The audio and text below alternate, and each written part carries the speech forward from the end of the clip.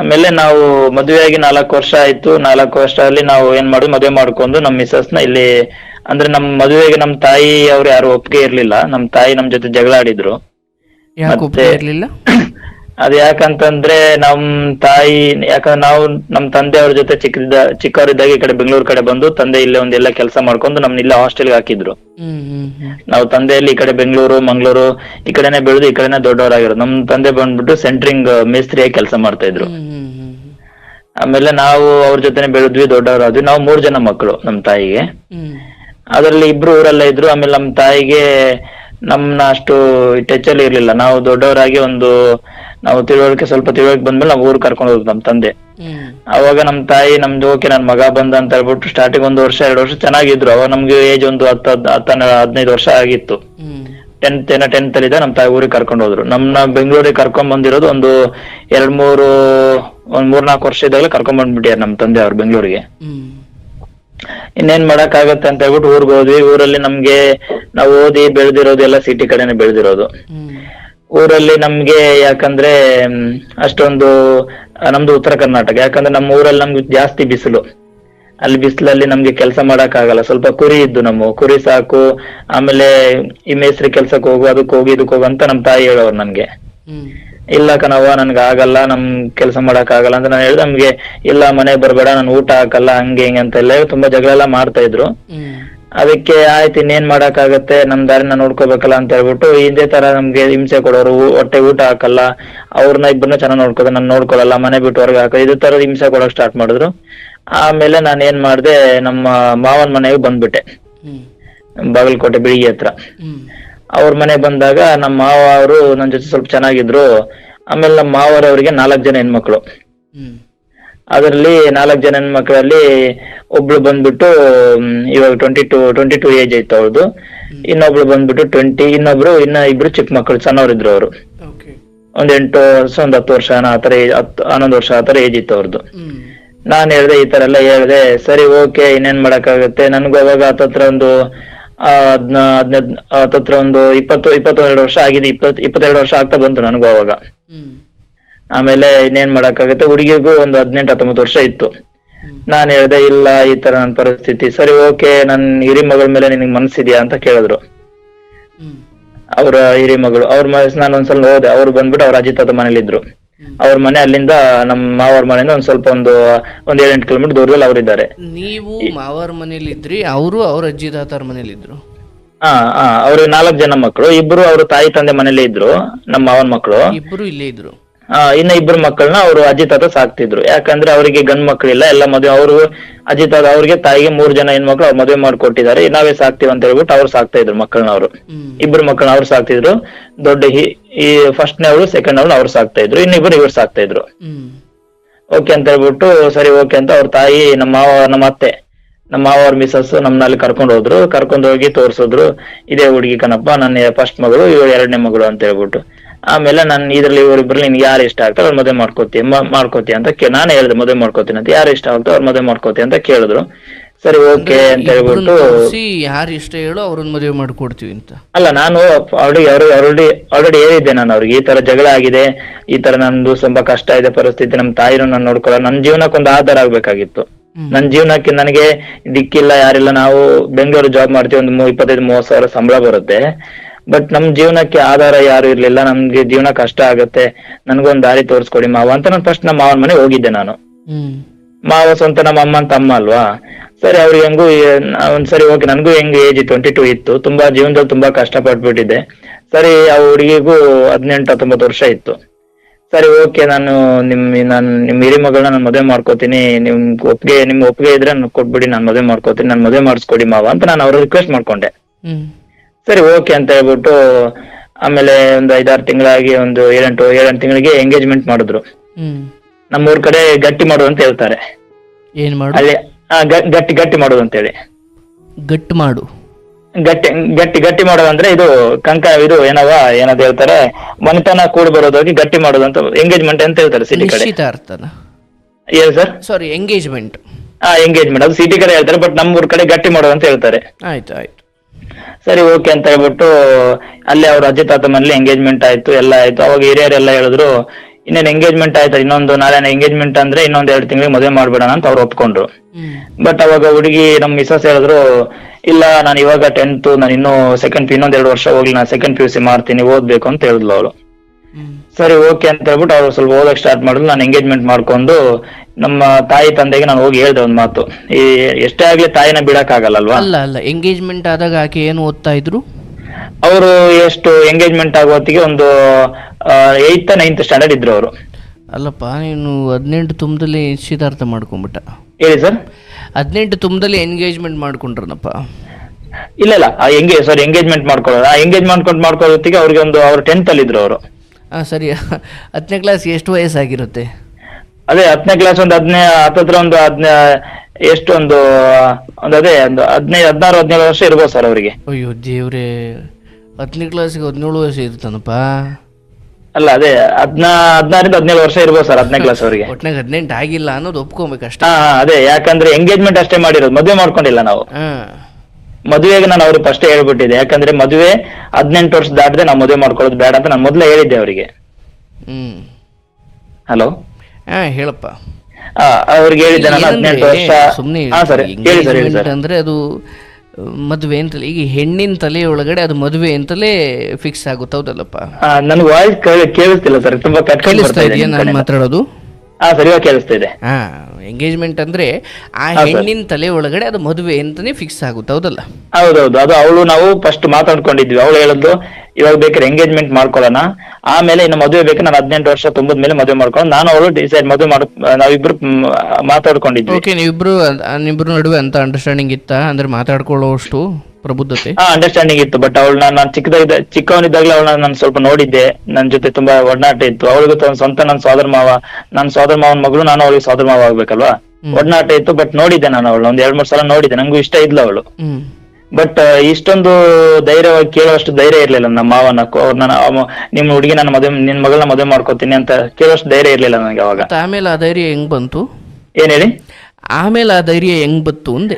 ಆಮೇಲೆ ಹಿಂಗೆ ಹೋದೆ ಊರಿಗೆ. ಅವರು ಹೋಗ್ಬಿಟ್ಟು ಊರಲ್ಲೇ ಒಂದು ತಿಂಗಳು 2 ತಿಂಗಳು ನಮ್ಮ ಮಾವನ ಮನೇಲಿ ಇದ್ದೆ ನಾನು. ಅವ್ರದ್ದು ಸ್ವಲ್ಪ ಕುರಿ ಇತ್ತು, ಕುರಿ ಸಾಕಾಣಿಕೆ ಮಾಡ್ಕೊಂಡು ಅವ್ರ ಜೊತೆನೆ ಸ್ವಲ್ಪ ಹೆಲ್ಪ್ ಮಾಡ್ಕೊಂಡೆಲ್ಲ ಇದ್ದೆ ಅವ್ರ ಜೊತೆ ನಾನು.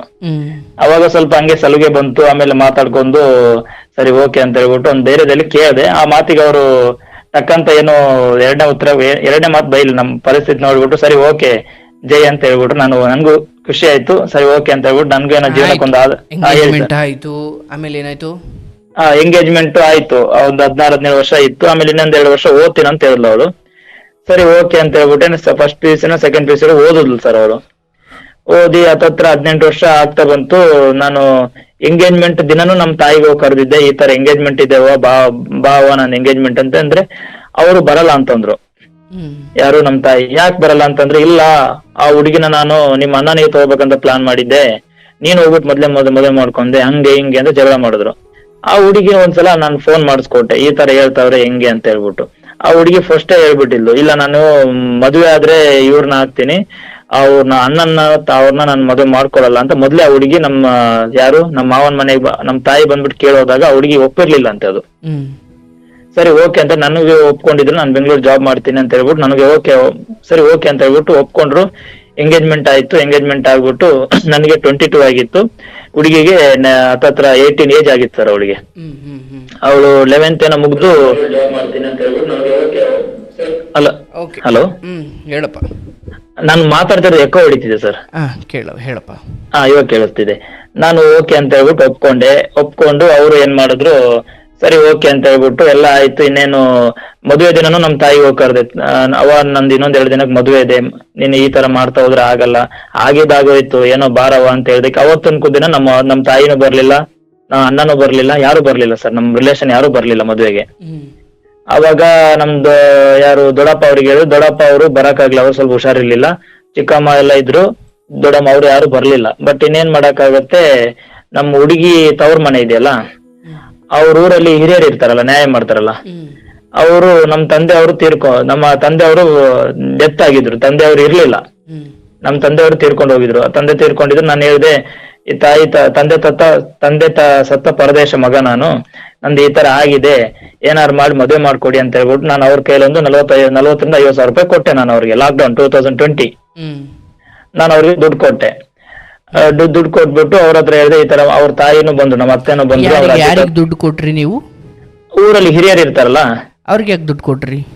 ಅಂದ್ರೆ ಇವಾಗ ಊರಲ್ಲಿ ಹಿರಿಯರ್ ಅಂತಂದ್ರೆ, ಇವಾಗ ಹಿರಿಯರ ಎಲ್ಲ ಒಂದು ದೇವಸ್ಥಾನಲ್ಲಿ ಅವರೇ ಎಲ್ಲ ನಮ್ದು ಮದುವೆ, ಅವರು ಹಿರಿಯರೇ ಎಲ್ಲ ಒಂದು ಮದುವೆ ಮಂಟಪ ಎಲ್ಲ ಇದೆ, ಅವರೇ ಎಲ್ಲ ಕಟ್ಸಿರೋದು, ಎಲ್ಲ ಅವರೇ ಮಾಡಿಸೋದು. ಹಿರಿಯರೇ ನಮ್ಮ ಮದುವೆ ಎಲ್ಲ ಮಾಡಿಸ್ಕೊಡೋದು ಬಡತನ ಇದ್ದವ್ರಿಗೆಲ್ಲ. ಬಟ್ ನಿಮ್ ಮಾವ ಅದನ್ನ ನೋಡ್ಕೊಳ್ಳೋರಲ್ಲ? ಮಾವ ನೋಡ್ಕೋತಾರೆ. ಮಾವ ಅವ್ರಿಗೆಲ್ಲ ಹೇಳ್ಬಿಟ್ಟು ಅವರೇ ಮಾಡಿಸ್ಕೊಡೋದು. ಊರಲ್ಲಿ ಒಂದು ಕನಕಪ್ಪನ ಗುಡಿ ಅಂತ ಇದೆ, ಕನಕನ ಗುಡಿ ಅಂತ ಹೇಳ್ಬಿಟ್ಟು, ಅಲ್ಲಿ ಮದುವೆಯಲ್ಲೆಲ್ಲ ಅವರೇ ಮಾಡಿಸೋದು. ಯಾಕಂದ್ರೆ ಇವಾಗ ನಮ್ಮ ಇವರು ನಮ್ಮ ಮಾವಕ್ಕಿಂತ ಇವರು ಇನ್ನೊಬ್ರು ಅವ್ರ ಮದುವೆ ಎಲ್ಲ ಅವ್ರು ಅಲ್ಲೇ ಮಾಡ್ಸಿರೋದು. ಸರಿ ಓಕೆ ಅಂತ ಹೇಳ್ಬಿಟ್ಟು ಅಲ್ಲೇ ನಾನು ಹೋಗಿ ಹೇಳ್ದೆ, ಈ ತರ ಅವ್ರ ಮನೆಗೆ ಹಿರಿಯರ ಮನೆಗೆಲ್ಲ ಕರ್ಕೊಂಡು ಹೋದ್ರು. ಸರಿ ಓಕೆ ಆಗೋದಿಲ್ಲ, ಇನ್ನೊಂದು ವಾರದಲ್ಲಿ ಮದುವೆ ಇಡೋಣ ಅಂತ ಹೇಳ್ಬಿಟ್ಟು ಅದು ಸಂತೆ ಇದೆಲ್ಲ ಮಾಡ್ಬಿಟ್ಟು ಮದುವೆ ಸಂಬಂಧಿ ಮದುವೆಗೆ ಏನೇನ್ ಬೇಕೆಲ್ಲ ತಗೊಂಡ್ ಎಲ್ಲ ಮಾಡಿ ಖರ್ಚೆಲ್ಲ ಬಂದು 40-50 ಕೊಟ್ಟೆ ನಾನು ಅವ್ರ ಕೈಯಲ್ಲಿ. ಸರಿ ಅಂತ ಹೇಳ್ಬಿಟ್ಟು ಅಲ್ಲ ಕನಕಪ್ಪನ ಗುಡಿಯಲ್ಲಿ ಮದುವೆ ಆಯ್ತು ಸರ್. ಮದುವೆ ಆಗಿ ಎಲ್ಲ ಆಯ್ತು. ಒಂದು ಹುಡುಗಿ 3 ದಿನ ಅವ್ರ ತವ್ರ ಮನೇಲಿದ್ರು. ನಾನು ಅಲ್ಲಿ ಹುಡುಗಿ ಅವ್ರ ಅಜ್ಜಿ ತಾತ ಇದಾರಲ್ಲ, ಅವ್ರು ನನಗೆ ದೊಡ್ಡಮ್ಮ ಅಂತ, ಮಾತಿನ ಮೇಲೆ ದೊಡ್ಡಮ್ಮ ಅಂತ ಬರುತ್ತೆ. ಬಟ್ ನಮ್ಮ ಅತ್ತೆ ಅವರ ತಾಯಿ ತಂದೆ ಅವರು, ಅವ್ರಿಗೆ ಅವರೇ ನನ್ನ ತಾಯಿ ತಂದೆ ಅಂತ ಹೇಳ್ಬಿಟ್ಟು ನಾನು ಅವ್ರ ಮೇಲೆ ನಾನಿದ್ದೆ. ನಮ್ಮ ತಾಯಿ ತಂದೆ ಮೇಲೆ ನಾನು ಕರ್ಕೊಳ್ಳಿಲ್ಲ, ಅದಕ್ಕೆ ನಾನು ಅವ್ರ ಮನೇಲಿದ್ದೆ. ಸರಿ ಓಕೆ ಅಂತ ಹೇಳ್ಬಿಟ್ಟು ನಾನು ಏನ್ ಮಾಡ್ದೆ, ಸರಿ ಓಕೆ ಅಂತ ಹೇಳ್ಬಿಟ್ಟು ಅವ್ರ ಮನೇಲಿ ನಾನಿದ್ದೆ. ಹುಡುಗಿ 3ನೇ ದಿನಕ್ಕೆ 4ನೇ ದಿನಕ್ಕೆ ಅಲ್ಲಿ ಬಂದ್ಲು. ಶಾಸ್ತ್ರ ಅಂತ ಇರುತ್ತಲ್ಲ, ಗಂಡ ಹೆಂಡತಿ ಈಗ ಫಸ್ಟ್ ನೈಟ್ ಅಂತ ಹೇಳ್ತಾರೆ, ಅದು ಶಾಸ್ತ್ರ ಅಂತ ನಮ್ ಕಡೆ ಶಾಸ್ತ್ರ ಸಂಪ್ರದಾಯ ಅಂತ ಹೇಳ್ತಾರೆ.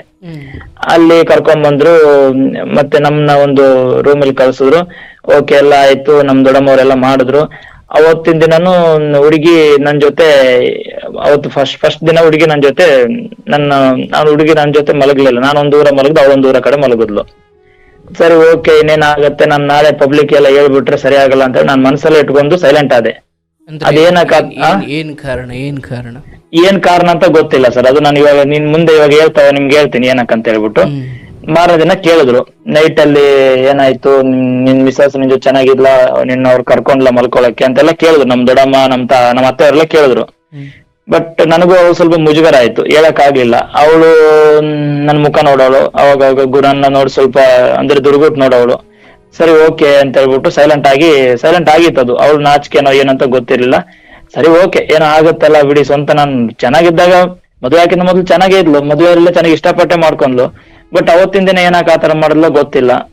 ಬಟ್ ಆಯ್ತು ಅಂತ ಹೇಳ್ಬಿಟ್ಟು ಇನ್ನೇನು 1 ವಾರಕ್ಕೆ ನಾನು ಏನ್ ಮಾಡ್ದೆ, ತಿರ್ಗಾ ನಾನು ಬೆಂಗಳೂರಿಗೆ ಜಾಬ್ ಬರ್ಬೇಕು ಅಂತ ಹೇಳ್ದೆ. ಅವಾಗ ಇವು ಪಾತ್ರೆ ಸಾಮಾನು, ಆಮೇಲೆ ಕಬಾರ್ಡು, ಆಮೇಲೆ ಇದು ಏನದೊಂದು ಸ್ಟೀಲ್ ಒಂದು ಕಬಾರ್ಡ್, ಇದು ಟೇಜ್ರಿ ಕಾಟ ಅಂತ ಹೇಳ್ತಾರೆ ನಮ್ಮ ಊರ್ ಕಡೆ, ಟೇಜ್ರಿ ಕೊಟ್ಟಿದ್ರು. ಆಮೇಲೆ ಒಂದು ಮಂಚ ತರ ಅದೊಂದು ಕೊಟ್ಟಿದ್ರು. ಆಮೇಲೆ ಸ್ವಲ್ಪ ಪಾತ್ರೆ ಸಾಮಾನು, ಆಮೇಲೆ ನಮ್ಗೊಂದು ಅರ್ಧ ತೊಲ ಬಂಗಾರ ಎಲ್ಲ ಕೊಟ್ಟಿದ್ರು. ಹಲೋ ಹೇಳಪ್ಪ. ಅದೆಲ್ಲ ಕೊಟ್ಟಿದ್ರು. ಎಲ್ಲ ಆಯ್ತು ಓಕೆ ಅಂತ ಹೇಳ್ಬಿಟ್ಟು ನಾನು ಹುಡುಗಿಗೆ ಏನ್ ಮಾಡ್ಬೇಕು, ನನ್ನ ಕೈಯಿಂದ ನಾನು ಎಲ್ಲ ಮಾಡಿದ್ದೆ. ಸರಿ ಓಕೆ ಅಂತ ಹೇಳ್ಬಿಟ್ಟು ನಾನು ಏನ್ ಹೇಳಿದೆ, ಇದನ್ನೆಲ್ಲ ಹೊತ್ಕೊಂಡು ಹೋಗಕ್ ಆಗಲ್ಲ, ನಮ್ಮ ಅತ್ತೆಗೆ ಇದನ್ನೆಲ್ಲ ಹೊತ್ಕೊಂಡು ಹೋಗಕ್ ಆಗಲ್ಲ, ಕಷ್ಟ ಆಗುತ್ತೆ, ನಾ ಇಲ್ಲೇ ಇಟ್ಬಿಟ್ಟು ಹೋಯ್ತೀನಿ ನಿಮ್ಮ ತಾಯಿ ತಂದೆ ಮನೆಯಲ್ಲಿ. ನಾನು ಯಾವಾಗಾರ ಬೆಂಗಳೂರು ಏನ್ ಜಾಸ್ತಿ ಪರ್ಮನೆಂಟ್ ಏನಿರಲ್ಲ, ಯಾವಾಗಾರ ಬಂದ ಸ್ವಲ್ಪ ತಗೊಂಡ್ ಹೋಗ್ತೀವಿ, ಇಲ್ಲ ಇಲ್ಲೇ ಇರ್ಲಿ, ನಾವ್ ಅಲ್ಲೇನೋ ನಮ್ಗೆ ಏನಪ್ಪ ಗಂಡ ಹೆಂಡತಿ ಇಬ್ರು ಇರ್ತೀವಿ, ಏನೋ ಜೀವನ ಮಾಡೋಕೆ ಸಾಕು ಅಂತ ಹೇಳ್ದೆ. ಇಲ್ಲ ಬೇಡಪ್ಪ, ನಿಮಗ್ ಕೊಟ್ಟಿರೋದು ನೀವೆಲ್ಲ ತಗೊಂಡ್ ಹೋಗ್ಬಿಡಿ, ಇಲ್ಲಿ ಇಡಬೇಡಿ ನಮ್ಮ ಮನೆಯಲ್ಲಿ ಅಂತ ಹೇಳಿದ್ರು ಅವ್ರು. ಯಾರು ಅಜ್ಜಿ ತಾತ ಒಪ್ಲಿಲ್ಲ, ಇಡಿ ಅಂತಂದ್ರು. ಅವ್ರ ಅಜ್ಜಿ ತಮ್ಮ ಅತ್ತೆ ಹೇಳಿದ್ರು, ಇಲ್ಲಿ ಇಡಬೇಡಿ ನಮ್ಮ ತಾಯಿ ತಂದೆ ಮನೇಲಿ ಇಡ್ಬಿಟ್ಟು ತಗೊಂಡ್ ಹೋಗಿ ಅಂದ್ರು ಅವ್ರು. ಸರಿ ಓಕೆ ಅಂತ ಹೇಳ್ಬಿಟ್ಟು ಇನ್ನೇನ್ ಮಾಡಕ್ಕಾಗತ್ತೆ, ವಿಧಿ ಇಲ್ದೆ ಗಾಡಿಗೆ ಮಾಡಿಬಿಟ್ಟು 20,000 ಆಯ್ತು ಗಾಡಿ ಬಾಡಿಗೆ. 20,000 ಗಾಡಿ ಬಾಡಿ ಮಾಡ್ಕೊಂಡು ಅವ್ರ ಅಜ್ಜಿ ತಾತನು ಬಂದಿದ್ರು, ನಮ್ಮ ಅತ್ತೆ ಬರ್ಲಿಲ್ಲ. ಅಜ್ಜಿ ತಾತ ಮತ್ ನಮ್ಮ ಮಿಸಸ್ ಎಲ್ಲ ಕರ್ಕೊಂಡು ನಾವು ಬೆಂಗಳೂರಿಗೆ ಬಾಡಿಗೆ ಮಾಡ್ಕೊಂಡು ಬಂದ್ವಿ. ಫಸ್ಟ್ ಮನೆಗೆ ಬಂದು ನಾವು ಬೆಂಗಳೂರಲ್ಲಿ ಹೆಬ್ಬಗೋಡಿಯಲ್ಲಿ ಇದ್ವಿ. ಹೆಬ್ಬಗೋಡಿ ಬೆಂಗಳೂರಲ್ಲಿ ಎಲೆಕ್ಟ್ರಾನಿಕ್ ಸಿಟಿ ಹತ್ರ. ಆ ಮನೆ ಕರ್ಕೊಂಬಂದು ಏನಪ್ಪ ಅವಾಗ ಅಲ್ಲಿ ಆತರ ಮಾಡಿದ್ಲು. ಇಲ್ಲಿ ಬಂದು ಅವ್ರು 1-2 ದಿನ ಇದ್ರು, 3ನೇ ದಿನಕ್ಕೆ ಅವ್ರು ಹೋದ್ರು. ಓಕೆ, 1-2 ದಿನ 1 ತಿಂಗಳವರೆಗೂ ನನ್ನ ಹೆಂಡತಿ ನನ್ನ ಜೊತೆ ಚೆನ್ನಾಗಿದ್ಲು. ತಿರ್ಗಾ ಸ್ವಲ್ಪ ಜಗಳ ಆಡೋದು, ಇಲ್ಲ ನನಗೆ ನಿನ್ ಜೊತೆ ಮಲಗಕ್ಕೆ ಇಷ್ಟ ಇಲ್ಲ ಅನ್ನೋದು. ಆಮೇಲೆ ಅವಳೊಂದ್ ಮೂಲೆಯಲ್ಲಿ ಮಲಗ್ತಿದ್ಲು, ನಾನೊಂದ್ ಮೂಲೆಯಲ್ಲಿ ಮಲಗ್ದೆ. ಹಂಗೆ ಏನೋ ಒಂದ್ ತಿಂಗಳಿಗೆ 2 ತಿಂಗಳಿಗೆ ಒಂದ್ಸಲ ಒಟ್ಟಿಗೆ ಇರ್ತಿದ್ಲು. ಆಮೇಲೆ ಆ ಕಡೆ ಹೋಗ್ತಿದ್ಲು, ಅವ್ರ ದೂರ ನಾನೊಂದ್ ದೂರ ಮಲಗೋದಾಯ್ತು. ಹಂಗೆ ಏನೋ 4-5 ತಿಂಗಳು ಚೆನ್ನಾಗಿದ್ಲು. ಆಮೇಲೆ 1.5 ವರ್ಷ ನನ್ನ ಜೊತೆ ಅವ್ರ ಸಂಸಾರನೇ ಮಾಡ್ಲಿಲ್ಲ. ಹಲೋ, ಜೊತೆ ಇದ್ದಿದ್ದು ಹೌದು. ಹಲೋ, ಕೇಳಿಸ್ತಿದೆ ಸರ್? ಜೊತೆ ಇದ್ದಿದ್ದು ಹೌದು. ನನ್ ಜೊತೆನೇ ಇದ್ರು, ಬಟ್ ನಾನೊಂದ್ ಮೂಲೆಯಲ್ಲಿ ಮಲಗ್ತಿದ್ದೆ, ಅವಳೊಂದ್ ಮೂಲೆಯಲ್ಲಿ ಮಲಗ್ತಿದ್ಲು. ಓಕೆ. ಆದ್ರೂ 1-4-5 ತಿಂಗಳು ಚೆನ್ನಾಗಿದ್ವಿ. ಬಟ್ ನಮ್ಗೆ ಅವಾಗ ಮಗು ಬೇಡ, ನಮ್ಗೆ ಮಗು ಫ್ಯಾಮಿಲಿ ಪ್ಲಾನ್, ಮಗು ಇಷ್ಟು ಬೇಗ ಬೇಡ, ಸ್ವಲ್ಪ ದುಡಿಬೇಕು, ದುಡ್ಡು ಸಂಪಾದನೆ ಆಮೇಲೆ ಮಗು ಮಾಡ್ಕೊಳ್ಳೋ ಅಂತ ನಾವಿಬ್ರು ಡಿಸೈಡ್ ಕೂಡ ಪ್ಲಾನ್ ಕೂಡ ಮಾಡಿದ್ವಿ. ಒಂದು ಊರಲ್ಲಿ ಆತರ ಆಗಿತ್ತು, ಬಟ್ ಏನಕ್ಕೆ ಆತರ ಮಾಡ್ದೆ ಊರಲ್ಲಿ ಅಂತ ಕೇಳಿದಕ್ಕೆ ಅದೆಲ್ಲ ನಿನ್ಗೆ ಬೇಡ, ನನ್ ಅದು ಎಲ್ಲ ಟೈಮ್ ಬಂದಾಗ ಹೇಳ್ತೀನಿ ಅಂತಂದ್ಲು. ಸರಿ ಓಕೆ, ಇನ್ನೇನ್ ಮಾಡಕ್ಕಾಗ, ಸುಮ್ನೆ ಆಗಿದೆ ನಾನು. ಏನೋ 1 ತಿಂಗಳು ಚೆನ್ನಾಗಿದ್ಲು, ಆಮೇಲೆ ಒಂದು 4-5 ತಿಂಗಳು ಚೆನ್ನಾಗಿದ್ಲು, ಆಮೇಲೆ 1.5 ವರ್ಷ ನನ್ ಜೊತೆ ಮಲಗ್ಲೇ ಇಲ್ಲ, ನನ್ ಜೊತೆ ನನಗೆ ಅಡಿಗೆ ಮಾಡ್ಕೊಡಲ್ಲ, ನಾನು ಊಟಕ್ಕೆ ಮಾಡ್ಕೊಡಲ್ಲ. ಯಾವಾಗ ನೋಡಿದ್ರು ಅವ್ರ ತಾಯಿ ಅಜ್ಜಿ ತಾತ ಫೋನ್ ಮಾಡ್ತಾಳೆ, ತಾಯಿ ತಂದೆ ಫೋನ್ ಮಾಡ್ತಾಳೆ, ಏನು ಡೈಲಿ 24 ಅವರ್ ಫೋನಲ್ಲೇ ಮಾತಾಡ್ತಿರ್ತಾಳೆ. ಅದಕ್ಕೆ ನನಗೆ ಯಾಕೋ ಮನ್ಸಿಗೆ ಬೇಜಾರಾಯ್ತು. ನಾನು ಇನ್ನೇನ್ ಮಾಡಕ್ಕಾಗುತ್ತೆ, ಈ ತರ ಆದ್ರೆ ನೀನೊಂದ್ ಮೂಲೆ ನಾನೊಂದ್ ಮೂಲೆ ಅಂದ್ರೆ ಸಂಸಾರ ಆಗಲ್ಲ, ನಿನಗೆ ನಾನು ಇಷ್ಟ ಇದೀನೋ ಇಲ್ಲ ಒಂದ್ ಹೇಳ್ಬಿಡು ಅಂತ ನಾನು ಹೇಳ್ದೆ. ನಾನು ಅಜ್ಜಿ ತಾತ ಮದುವೆ ಮಾಡ್ಕೊಂತ ಹೇಳಿಕ್ ನಾನು ನಿನ್ನ ಮದುವೆ ಮಾಡ್ಕೊಂಡಿದೀನಿ ಅಂತ ಹೇಳಿದ್ಲು.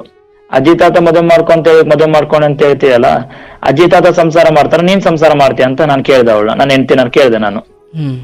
ಅದಕ್ಕೆ ಇಲ್ಲ, ಅವ್ರು ಸಂಸಾರ ಮಾಡಂದ್ರೆ ಮಾಡ್ತೀನಿ, ಬೇಡ ಅಂದ್ರೆ ಬಿಡ್ತೀನಿ ಅಂತ ಅಂದ್ಲು. ಸರಿ ಓಕೆ, ಅಜ್ಜಿ ತಾತ ಫೋನ್ ಮಾಡ್ದೆ, ಈ ತರ ಹೇಳ್ತಿದ್ದಾಳಪ್ಪ ನಿಮ್ಮ ಮೊಮ್ಮಗಳು, ಅವ್ರ ತಾಯಿಗೂ ಹೇಳ್ದೆ ಈ ತರ ಹೇಳ್ತೀಯ ನಿಮ್ಮ, ಅವ್ರು ಬೈದ್ರು, ಬುದ್ಧಿ ಯಾವ್ದೋ ಹೇಳಿದ್ರು. ಆಮೇಲೆ ಸ್ವಲ್ಪ ಇವ್ರು ಸಂಸಾರನೇ ಮಾಡ್ಲಿಲ್ಲ 2 ವರ್ಷ ನನ್ ಜೊತೆ. ಇನ್ನೇನ್ ಮಾಡಕ್ ಆಗತ್ತ ಅಂತ ಹೇಳ್ಬಿಟ್ಟು ನಾವು ಊರಿಗೆಲ್ಲ ಹೋದ್ವಿ. ಊರಲ್ಲಿ ನ್ಯಾಯ ಪಂಚಾಯತಿ ಹಿರಿಯರು ಇರ್ತಾರಲ್ಲ, ಅವ್ರ ಮುಂದೆ ಹೇಳ್ಬೇಕಂತ ನಾನು ಹೋದೆ. ಅವ್ರು ನಮ್ಮ ತಾಯಿ, ಅವ್ರು ನಮ್ ತಾಯಿ ಅಲ್ಲ, ಯಾರು ಈ ಹುಡುಗಿ ತಾಯಿ, ನಮ್ಮ ಅತ್ತೆ ಅವರು, ಹಿರಿಯರವರಿಗೆ ಹೋಗೋದ್ ಬೇಡ, ನನ್ ಮಗಳು ನಂದು ಮಾನ ಮರ್ಯಾದೆ ಹೋಗುತ್ತೆ, ನನ್ ಮನೆತನ ಮಾನ ಮರ್ಯಾದೆ ಹೋಗುತ್ತೆ, ನಾವೇನಾದ್ರು ಇದು ಮಾಡ್ತೀವಿ ಅಂತ ಹೇಳ್ಬಿಟ್ಟು ಅವರೆಲ್ಲ ಬುದ್ಧಿವಾದ ಹೇಳಿದ್ರು, ಸರಿ ಮಾಡಿದ್ರು. ಸರಿ ಓಕೆ ಅಂತ ತಿರ್ಗಾ ಬೆಂಗಳೂರಿಗೆ ಕಳ್ಸಿಕೊಟ್ರು. ನಾವಾಗ ಸ್ವಲ್ಪ ಬೆಂಗಳೂರಿಗೆ ಕಳ್ಸಿಕೊಟ್ಟಾಗ ಇವ್ರು ತಿರ್ಗಾ ಸ್ಟಾರ್ಟ್ ಮಾಡಿದಾಗ ಏನಾಯ್ತು, ನಾನು ಸ್ವಲ್ಪ ನನ್ ಮಿಸ್ಸಸ್ಗೆ ನಮ್ಗೂ ಜಗಳ ಆಗಿ ನಾನು ಒಂದ್ ಸ್ವಲ್ಪ ಅವ್ರಿಗೂ ಸ್ವಲ್ಪ ನಾನು ಹೊಡೆದೆ, ನನ್ ಮಿಸ್ಸಸ್ಗೆಲ್ಲ ಹೊಡೆದೆ, ಜಗಳ ಆಯ್ತು, ಎಲ್ಲ ಆಯ್ತು. ತಿರ್ಗಾ ಹೋಗ್ಲಿ ಬಿಡಿ ಅಂತ ಇನ್ನೇನ್ 2 ವರ್ಷ ಹತ್ತತ್ರ ಮುಗ್ದೇ ಹೋಯ್ತು. 2 ವರ್ಷ ಮುಗ್ದೇ ಹೋಯ್ತು. ಇನ್ನೇನಪ್ಪ 2023-24 ಇವಾಗ ಏನಾಯ್ತು, ಜಗಳ ಆಗಿತ್ತು. ತಿರ್ಗಾ ಫೈನಲ್ ಊರಿಗೆ ಹೋಗಿದ್ವಿ. ನಾನು ಫೈನಲ್ ಆಗಿ ಹೇಳ್ಬಿಟ್ಟೆ, ನಾನು ಡಿವೋರ್ಸ್ ಕೊಡೋಣ ಅಂತ. ಫೈನಲ್ ವರೆಗೂ ನಾನು 2 ಸಲ ನನ್ನ ಬಾಯಲ್ಲಿ ಬಂತು. ಹೇಳಿ ಸರ್, ಯಾರಿಗೆ ಹೇಳಿದ್ರಿ ಹಿಂದೆ? ನಾವು ಅದೇ ನಮ್ಮ ಅತ್ತೆ ಅವ್ರಿಗೆ ಹೇಳ್ಬಿಟ್ಟೆ ನಾನು. 2 ವರ್ಷ ಅಂತೂ 2 ವರ್ಷ ಆಗ್ತಾ ಬಂತು. ಇನ್ನೇನು ಅವಳು ನನ್ನ ಜೊತೆ ಸಂಸಾರನೂ ಮಾಡ್ತಾ ಇಲ್ಲ, ಅವಳೊಂದ್ ಮೂಲೆಯಲ್ಲಿ ಮಲಗ್ತಾಳೆ, ನಾನೊಂದ್ ಮೂಲೆಯಲ್ಲಿ ಮಲಗ್ತೀನಿ. ಆಮೇಲೆ ನನ್ಗೆ ಊಟಕ್ಕೆ ಹಾಕೊಡಲ್ಲ, ನಂಗೆ ಅಡಿಗೆ ಮಾಡ್ಕೊಡಲ್ಲ. ನಾನು ಕೆಲ್ಸಕ್ಕೆ ಹೋಗ್ಬಿಟ್ಟು ಬಂದು ಮನೇಲಿ ಏನಾರು ಒಂದ್ ಸ್ವಲ್ಪ ಏನೋ ಒಂದ್ ಚೆಂಬು ನೀರು ಕೊಡಮ್ಮ ಕುಡಿಯಾಕಂದ್ರೆ, ಅಲ್ಲಿದೆ ನೀರು ಬೇಕಾದ್ರೆ ತಗೊಂಡ್ ಕುಡಿ, ಈ ತರ ಎಲ್ಲ ಮಾತಾಡ್ತಾಳೆ. ಏನ್ ಸಂಸಾರ ಮಾಡಲ್ಲ ಅಂದ್ಮೇಲೆ ನಾನು ಅವಳು ಕಟ್ಕೊಂಡು ಯಾವ ಸುಖಕ್ಕೆ ನಾನು ಕಟ್ಕೋಬೇಕು, ಅವಳಾರು ಕೇಳಿ ಇವ್ರನ್ನಾರು ಕೇಳಿ ಅಂತ ಅವ್ರ ಎಲ್ಲ ಹೇಳ್ಬೇಕು. ಲಾಸ್ಟ್ ಫೈನಲ್ ಆಗಿ ನಾನು ಡಿವೋರ್ಸ್ ಕೊಡೋಣ ಅಂತ ಆ ಮಟ್ಟಕ್ಕೆ ನಾನು ಬಂದ್ಬಿಟ್ಟೆ. ನಾನು ಡೈರೆಕ್ಟ್ ಆಗಿ, ಹುಡುಗಿನೇ ನನ್ ಜೊತೆ ಸಂಸಾರ ಮಾಡಲ್ಲ, ಅವಳೇ ನನ್ ಮಲ್ಕೊಳಕ್ ಕರ್ಕೊಳಲ್ಲ, ಅವಳೊಂದ್ ಮೂಲೆ ನಾನೊಂದ್ ಮೂಲೆ ಅಂದ್ರೆ ಸಂಸಾರ ಹೆಂಗಾಗುತ್ತೆ, ನನಗ್ ಬೇಡ, ಈ ತರ ಆಗಿದೆ, ನೀವೇನಾರು ಮಾಡ್ಕೊಳ್ಳಿ. ಇಲ್ಲ ಅಂತಂದ್ರೆ ನಿನ್ ಮಗಳು ನಿಮ್ ಸೊತ್ತು ನಿಮ್ ಮನೇಲಿ ಇಟ್ಕೊಂಡ್ಬಿಡಿ, ನನ್ ಜೀವನ ನಂಗೊಂದ್ ದಾರಿ ಹೇಳ್ಕೊಡಿ, ನನ್ ಜೀವನ ನಾನು ನೋಡ್ಕೊಂಡು ಹೋಗ್ತೀನಿ ಅಂತ ನಮ್ಮ ಅತ್ತೆಗೆ ಹೇಳ್ದೆ. ಅವ್ರ ಅಜ್ಜಿ ತಾತಗ್ ನಾನು ಹೇಳ್ದೆ. ಸರಿ ಓಕೆ ಅಂತ ಹೇಳ್ಬಿಟ್ಟು ಇನ್ನೇನ್ ಮಾಡಕ್ಕಾಗುತ್ತೆ, ಎಲ್ಲ ಫೈನ್ ನಿರ್ಧಾರ ಮಾಡಿದ್ರು, ಎಲ್ಲ ಮಾಡ್ಬಿಟ್ಟು ಆ ಹುಡುಗಿಗೆಲ್ಲ ಏನ್ ಹೇಳಿದ್ರು ಗೊತ್ತಿಲ್ಲ.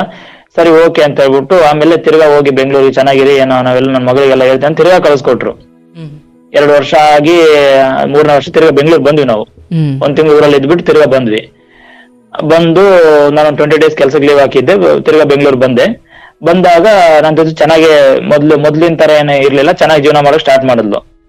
ಇನ್ನೇನ್ ಮಾಡ್ದು, ನಾನು ಹೇಳ್ದೆ ಇವಾಗ 2 ವರ್ಷ ಅಂತೂ ಕಳೆದೋಯ್ತು, ಆಗಿದ್ದಾಗೋಗ್ಲಿ, ಇನ್ಮೇಲೆ ಚೆನ್ನಾಗಿರು, ನೀನು ಈ ತರ ಮಾಡ್ಬೇಡ, ನಾನು ಚೆನ್ನಾಗಿರು, ನಿನ್ಗೆ ಏನೇ ಇದ್ರೆ ನನಗೆ ತಾಯಿ ತಂದೆ ಪ್ರೀತಿನೂ ಸಿಕ್ಕಿಲ್ಲ, ತಾಯಿನೂ ಇದ್ದು ಸತ್ತಂಗೆ, ನಮ್ ತಂದೆದ್ದು ಸತ್ತೋಗವ್ರೆ, ನನಗೆ ತಾಯಿನೂ ನೀನೇ, ತಂದೆನೂ ಎಲ್ಲ ನೀನೇ ಕಣೆ, ನೀನೇ ನನ್ ಜೀವನ, ನೀನಿಲ್ಲ ಅಂದ್ರೆ ನನ್ಗೆ ಯಾರಿದಾರೆ ಅಂತ ಎಲ್ಲ ತಿಳಿಸಿ ಹೇಳ್ದೆ. ಓಕೆ ಅಂತ ಅವಳು ಕಣ್ಣೀರ್ ಹಾಕಲು, ನಾನು ಕಣ್ಣೀರ್ ಹಾಕ್ದೆ. ಇಬ್ರು ದೇವಸ್ಥಾನಕ್ಕೆಲ್ಲ ಹೋಗೋದು, ಎಲ್ಲಾ ಕಡೆ ಸುತ್ತಾಡೋದು, ಎಲ್ಲ ಚೆನ್ನಾಗಿ ಜೀವನ ನಡೀತಲ್ಲ, ಚೆನ್ನಾಗಿದ್ವಿ. ಆಮೇಲೆ ಒಂದ್ ಕಡೆ ಕೆಲ್ಸಕ್ಕೂ ಕಳಿಸ್ದೆ ಟೀಚರ್ ಆಗಿ. ಅವಳು ಸೆಕೆಂಡ್ ಪಿ ಯು ಸಿ ಮಾಡಿದಾರೆ ಸರ್ ಅವರು, ನಮ್ಮ ಮಿಸಸ್. ಅವಳು ಒಂದ್ ಕಡೆ ಕೆಲ್ಸಕ್ಕೂ ಕಳಿಸ್ದೆ. ಅಲ್ಲಿ ಒಂದು 7-8 ತಿಂಗಳು ದುಡಿದ್ಲು, ಒಂದ್ 60,000 ರೂಪಾಯಿ ದುಡಿದು ಸಂಪಾದನೆ ಎಲ್ಲ ಮಾಡಿದ್ರು. ಆಮೇಲೆ ನನ್ ಮೊಬೈಲ್ ಒಂದು ಹಾಳಾಗಿತ್ತು, ನನಗೊಂದು ಸೆಕೆಂಡ್ ಒಂದು ಮೊಬೈಲು ಕೊಡಿಸಿದ್ಲು. ಯಾರು? ನನ್ನ ಹೆಂಡತಿನೇ ಕೊಡಿಸ್ಲು. ಅಂದ್ರೆ ಅವಳೊಂದು ಅರ್ಧ 20,000 ನನ್ನ ಮೊಬೈಲ್, ಅವಳು ಒಂದು 10,000 ಹಾಕಿದ್ಲು, ನಾನೊಂದು 10,000 ಮೊಬೈಲ್ಗೆ ಹಾಕ್ದೆ, ತಗೊಂಡೆ.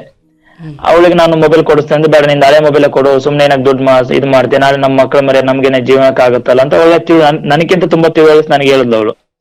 ಸರಿ ಅಪ್ಪ, ನಾನು ಹೆಂಡತಿ ಚೆನ್ನಾಗಾದ್ಲು ಅಂತ ಹೇಳ್ಬಿಟ್ಟು ತುಂಬಾ ದೇವರಿಗೆಲ್ಲ, ಇಲ್ಲ ಬನಶಂಕರಿ ದೇವರಿಗೆ, ಆಮೇಲೆ ನಮ್ಮ ಮನೆ ದೇವ್ರ ಎಲ್ಲಮ್ಮ ತಾಯಿ, ಆಮೇಲೆ ನಮ್ಮ ಬೀರ್ಲಿಂಗೇಶ್ವರ ದೇವರಿಗೆಲ್ಲ ನಾವು ತುಂಬಾ ಪೂಜೆ ಎಲ್ಲ ಮಾಡಿದ್ವಿ ನಾವು. ಇನ್ನೇನು ಆಯ್ತು, ಮಗು ಮಾಡ್ಕೊಳ್ಳೋಣ ಅಂತ ನಾವು ಪ್ಲಾನ್ ಮಾಡ್ಕೊಂಡ್ವಿ. ಇವಾಗ 2 ವರ್ಷ ಹಿಂದಿದ್ದಕ್ಕೆ ಜಗಳ ಮುಗಿದು 3ನೇ ವರ್ಷ ಸ್ಟಾರ್ಟ್ ಮಾಡಿದ್ ನಾವು. 3 ವರ್ಷ ಚೆನ್ನಾಗಿದ್ವಿ. ಒಂದ್ 4-5 ಸಲ ಊರ್ಗ್ ಹೋಗೋದು ಬರೋದು ಎಲ್ಲ ಮಾಡಿದ್ಲು. ಫಸ್ಟ್ ಮನೆ ಜಗಳ ಆಗಿತ್ತು, ಅದು ಬಿಟ್ವಿ. 2ನೇ ಮನೆ ಜಗಳ ಆಯ್ತು, ಆ ಮನೆಯಲ್ಲೂ ಕೂಡ ಬಿಟ್ವಿ.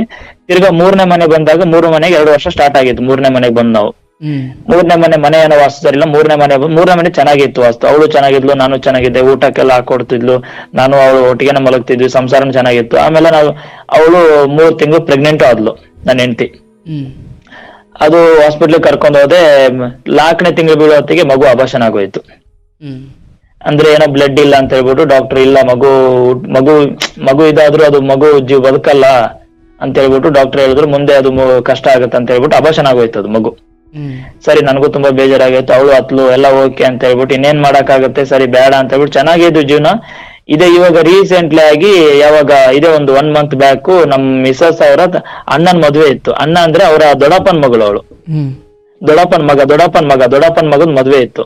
ಹ್ಮ್ ಅವರು ಇಲ್ಲಿ ಮುದ್ದೇಬಿಹಾರದಲ್ಲಿ ಇರೋದು ಊರಲ್ಲಿ. ಹ್ಮ್ ಅವರು ಮದುವೆ ಇದೆ, ನಿನ್ನ ಹೆಂಡತಿನ ಕಳಿಸ್ಕೊಡು, ನನ್ ಮಗಳ ಅಂದ್ರೆ ನಮ್ಮ ಮಾತಿಗೆ ಮಗಳ ಅಂತ ಹೇಳ್ತಾ, ಅವ್ರು ಮಗಳು ಆಗ್ತಾರಲ್ಲ, ನನಗೆ ಮಾವ ಆಗ್ತಾರೆ ಅವರು. ನಾನು ಹೇಳೋದ್ಲು ಈ ತರ ಕಳಿಸ್ಕೊಡಿ, ಒಂದ್ 15 ದಿನ ಮನೇಲಿ ಯಾರು ಮಾಡೋರಿಲ್ಲ ಏನಿಲ್ಲ, ಅಡಿಗೆ ಎಲ್ಲ ಸ್ವಲ್ಪ ಆ ಕಡೆ ಕೆಲಸ ಎಲ್ಲ ಮಾಡ್ಬೇಕು, ಸ್ವಲ್ಪ ಇನ್ವಿಟೇಷನ್ ಎಲ್ಲ ಹಂಚ್ಬೇಕು, ಕಳಿಸ್ಕೊಡಿ ಸ್ವಲ್ಪ ಅಂತ ಅಂದ್ಲು. ನಾನು ಎಷ್ಟ್ ದಿನ ಕಳಿಸ್ಕೊಡ್ಬೇಕು ಅಂತ ಹೇಳಿದೆ. ಏನೋ 1 ತಿಂಗಳು ಕಳಿಸ್ಕೊಡು. 1 ತಿಂಗಳು ಅಂದ್ರೆ ಆಗಲ್ಲ, ಇಲ್ಲಿ ಬೆಂಗಳೂರು ನಾನು ಒಬ್ನೇ ಇರೋದು, ನನ್ಗೆ ಅಡಿಗೆ ಮಾಡಕ್ಕೆಲ್ಲ ಕಷ್ಟ ಆಗತ್ತೆ, ಯಾರ್ ಮಾಡ್ಕೊಡ್ಬೇಕು, ಈ ತರ ಎಲ್ಲ ಆಗಲ್ಲ ಅಂತ ಹೇಳೋದಕ್ಕೆ, ಸರಿ ಹೋಗ್ಲಿ, ಅವ್ರು ತುಂಬಾ ರಿಕ್ವೆಸ್ಟ್ ಮಾಡ್ತಾರೆ, ನನ್ ಜೀವನ ಹೆಂಗ ನಾನ್ ಮಾಡ್ತೀನಿ ಬಿಡಿ, ಹೋಗ್ಲಿ ಬಿಡಿ ಅಂತ ಇವಳು ಸ್ವಲ್ಪ ರಿಕ್ವೆಸ್ಟ್ ಮಾಡಿದ್ಲು. ಯಾಕ ನಮ್ಮ ಮನೇಲಿ ಅವ್ರು ಬಂದ್ಬಿಟ್ಟು ನಮ್ಮ ಮದುವೆಲೆಲ್ಲ ಸ್ವಲ್ಪ ನಿಂತು ಮಾಡ್ಬಿಟ್ಟು ಹೋಗವ್ರೆಲ್ಲ ಬಂದ್ಬಿಟ್ಟು, ಸರಿ ಓಕೆ ಅಂತ ಹೇಳ್ಬಿಟ್ಟು ನಾನು ಏನ್ ಮಾಡಿದೆ, ಒಂದು 15 days ಕಳಿಸ್ಕೊಟ್ಟೆ ಊರಿಗೆ. ಇದು 1 month ಬ್ಯಾಕ್. ಸರಿ ಓಕೆ ಅಂತ ಹೇಳ್ಬಿಟ್ಟು 10th ಗೆ ನಾನು ಟಿಕೆಟ್ ಬುಕ್ ಮಾಡಿದೆ, 11th ಗೆ ಊರ್ಗ್ ಹೋಗಿದ್ವಿ. ಹೋಗಿ ನಾನು ಕಳಿಸ್ಕೊಟ್ಟೆ, ಎಲ್ಲ ಬಂದೆ. ತಿರ್ಗಾ ಏನಾಯ್ತು, ಮದುವೆ ಎಲ್ಲ ಮುಗಿಸ್ಕೊಂಡು ಅಲ್ಲೆಲ್ಲ ನನ್ನ ಮೊಬೈಲ್ ಅವ್ರ ಹತ್ರ ಕೊಟ್ಟಿದ್ದೆ, ಸ್ಕ್ರೀನ್ ಟಚ್ ಮೊಬೈಲ್. ನಾನು ಫೋನ್ ಮಾಡ್ತಿದ್ಲು, ವಾಟ್ಸಪ್ ಊಟ ಆಯ್ತಾ ಎಲ್ಲ ಚೆನ್ನಾಗೆಲ್ಲ ವಿಚಾರಿಸ್ತಿದ್ರು, ನಾನು ಚೆನ್ನಾಗಿದ್ಲು.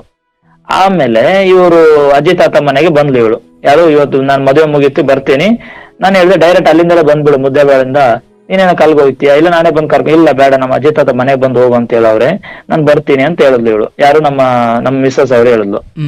ಸರಿ ಓಕೆ ಅಜ್ಜಿ ತಾತ ಮನೆ ತಾನೆ, ಹೋಗ್ 1-2 ದಿನ ಇದ್ಬಿಟ್ಟು ಬಾರಪ್ಪ, ಪಾಪ ಅವ್ರಿಗೆ ಬೇಜಾರಾಗಿರುತ್ತಲ್ಲ ಅಂತ ನಾನು ಒಂದು ಖುಷಿಯಲ್ಲೇ ಹೇಳ್ದೆ, ಒಳ್ಳೆದ್ರಲ್ಲಿ ಹೇಳ್ದೆ ನಾನು. ಸರಿ ಓಕೆ ಅಂತ ಹೇಳ್ಬಿಟ್ಟು ಇವಳು ಹೋದ್ಲು. ಹೋಗಿ ಏನಪ್ಪಾ ಅಲ್ಲಿ ಅಜ್ಜಿ ತಾತ ಮನೇಲಿ ಇದ್ಲು. ಅಜ್ಜಿ ತಾತ ಮನೆ, ನಾನು ತಿರ್ಗಿ ಅಜ್ಜಿ ತಾತ ಮನೆಗೆ ಹೋದೆ. ಯಾವಾಗ ಬೆಂಗಳೂರಿಂದ ನಾನು ಅವ್ರು ಬಂದ್ಲಲ್ಲ, ಅವ್ ನಾನು ಕರ್ಕೊಂಡ್ಬರ್ಬೋದು, ನಾನು ಹೋದೆ ಅಲ್ಲಿಗೆ.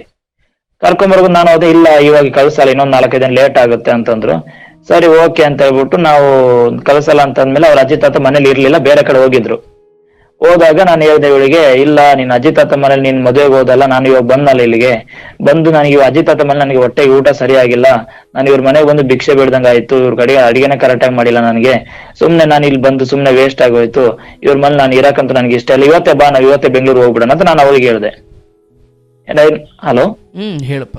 ನಮ್ ಮಿಸ್ಸಸ್ಗೆ ನಾನು ಹೇಳ್ದೆ, ಇಲ್ಲ ಹಂಗೆಲ್ಲ ಹೇಳ್ಬೇಡ, ನಾನ್ ಬರ್ತೀನಿ, ನೀನ್ ಹೋಗು, ಇನ್ನೊಂದು 2 days ನಾನು ಬರ್ತೀನಿ, ನಾನು ಮಿಸ್ ಮಾಡಲ್ಲ, ನಾನು ಯಾವತ್ತಿದ್ರು ನಿನ್ನವಳೆ, ನಾನು ಯಾವತ್ತು ನಿನ್ ಬಿಟ್ಟು ಎಲ್ಲೂ ಹೋಗಲ್ಲ, ಬಂದೇ ಬರ್ತೀನಿ ಹೋಗಂತ ಅವಳು ನಾನು ಬಲವಂತ ಮಾಡಿ ಕಳಿಸಿದ್ಲು ಬೆಂಗಳೂರು. ಸೇರಿ ನಾನು ಬೆಂಗಳೂರಿಗೆ ಬಂದೆ. ಈ ಯಾವತ್ತಿದ್ರು ನಾನು ನಿನ್ನವಳೆ ಅನ್ನೋದು ಅಂದ್ರೆ ಅದು ಯಾವಾಗ್ಲೂ ಬರ್ತಿದ್ದ ಮಾತ ಅಥವಾ ಅಕಸ್ಮಾತ್ ಆಗಿ ಬಂದಿದ್ದ ಅದು? ಅವಳೇ ಆ ಮಾತು ಹೇಳಿದ್ಲು. ಅಂದ್ರೆ ಸಾಮಾನ್ಯವಾಗಿ ಸಾಧಾರಣವಾಗಿದ್ದಾಗ ಬರೋ ಮಾತಲ್ಲ ಅಂತ ಅದು. ಅದೇ ನನ್ಗೆ ಯಾಕೋ ಡೌಟ್ ಬಂತು, ಅಲ್ಲ ತಾಳಿ ಕಟ್ಟಿದೆ 4 ವರ್ಷ ರನ್ನಿಂಗ್ ಸಂಸಾರ ಜೀವನ ಮಾಡ್ತೀವಿ, ನೀನ್ ಯಾವತ್ತಿದ್ರು ಹೇಳಿ ಸರ್ ಹೇಳಿ. ಅಲ್ಲ ಅದನ್ನೇ ನಾನು ಕೇಳಿದ್ದು, ಅಂದ್ರೆ ಸೌಂಡಿಂಗ್ ಬೇರೆ ತರ ಇತ್ತು, ಅದಕ್ಕೆ ಕೇಳಿದೆ. ನನಗೂ ಇರಿಟೇಷನ್ ಆಯ್ತು ಅದು. ನೀನೇನಕ್ಕೆ ಈ ತರ ಹೇಳ್ತಿದ್ಯಾ, ನಾನು ಯಾವತ್ತಿದ್ರು ನಿನ್ನವಳೆ, ನಾನು ಬರ್ತೀನಿ ಹೋಗ್ತೀನಿ ಅಂತ ಏನಕ್ಕೆ ಹೇಳ್ತಿದ್ಯಾ, ಮತ್ತೆ 2 ವರ್ಷ ಸಂಸಾರ ಕೂಡ ಮಾಡಿದ್ವಿ, ಚೆನ್ನಾಗಿದ್ವಿ, ಎಲ್ಲ ಮುಗಿದೋಗಿತ್ತು, ಜಗಳ ಏನಿಲ್ಲ. ಇಲ್ಲ ಹಂಗೇನಿಲ್ಲ, ನಾನು ಹೇಳ್ದೆ, ನೀನ್ ತಲೆ ಕೆಡ್ಸ್ಕೋಬೇಡ, ಇವಾಗ ಹೋಗು ನೀನು, ನಾನು ಬರ್ತೀನಿ, ನಾನು ಬಂದಿಲ್ಲ, ನಾನು ಬರಲ್ಲ ಅಂತ ಎಲ್ಲೂ ಹೋಗಲ್ಲ, ನಾನು ನನ್ನ ತಾಯಿ ಅಥವಾ ನನ್ನ ಅಜ್ಜಿ ತಾತನ ಕರ್ಕೊಂಬಂದು ಕಳಿಸಿ ಹೋಗ್ತಾರೆ, ಹೋಗು ಅಂತ ನನ್ಗೆ ಹೇಳಿದ್ಲು. ಸರಿ ಓಕೆ ಅಂತ ಹೇಳಿ ನಾನು ಒಳ್ಳೆದ ಕಳಿಸ್ಕೊಟ್ಲು. ನಾನು ಬಂದೆ ಬೆಂಗಳೂರಿಗೆ.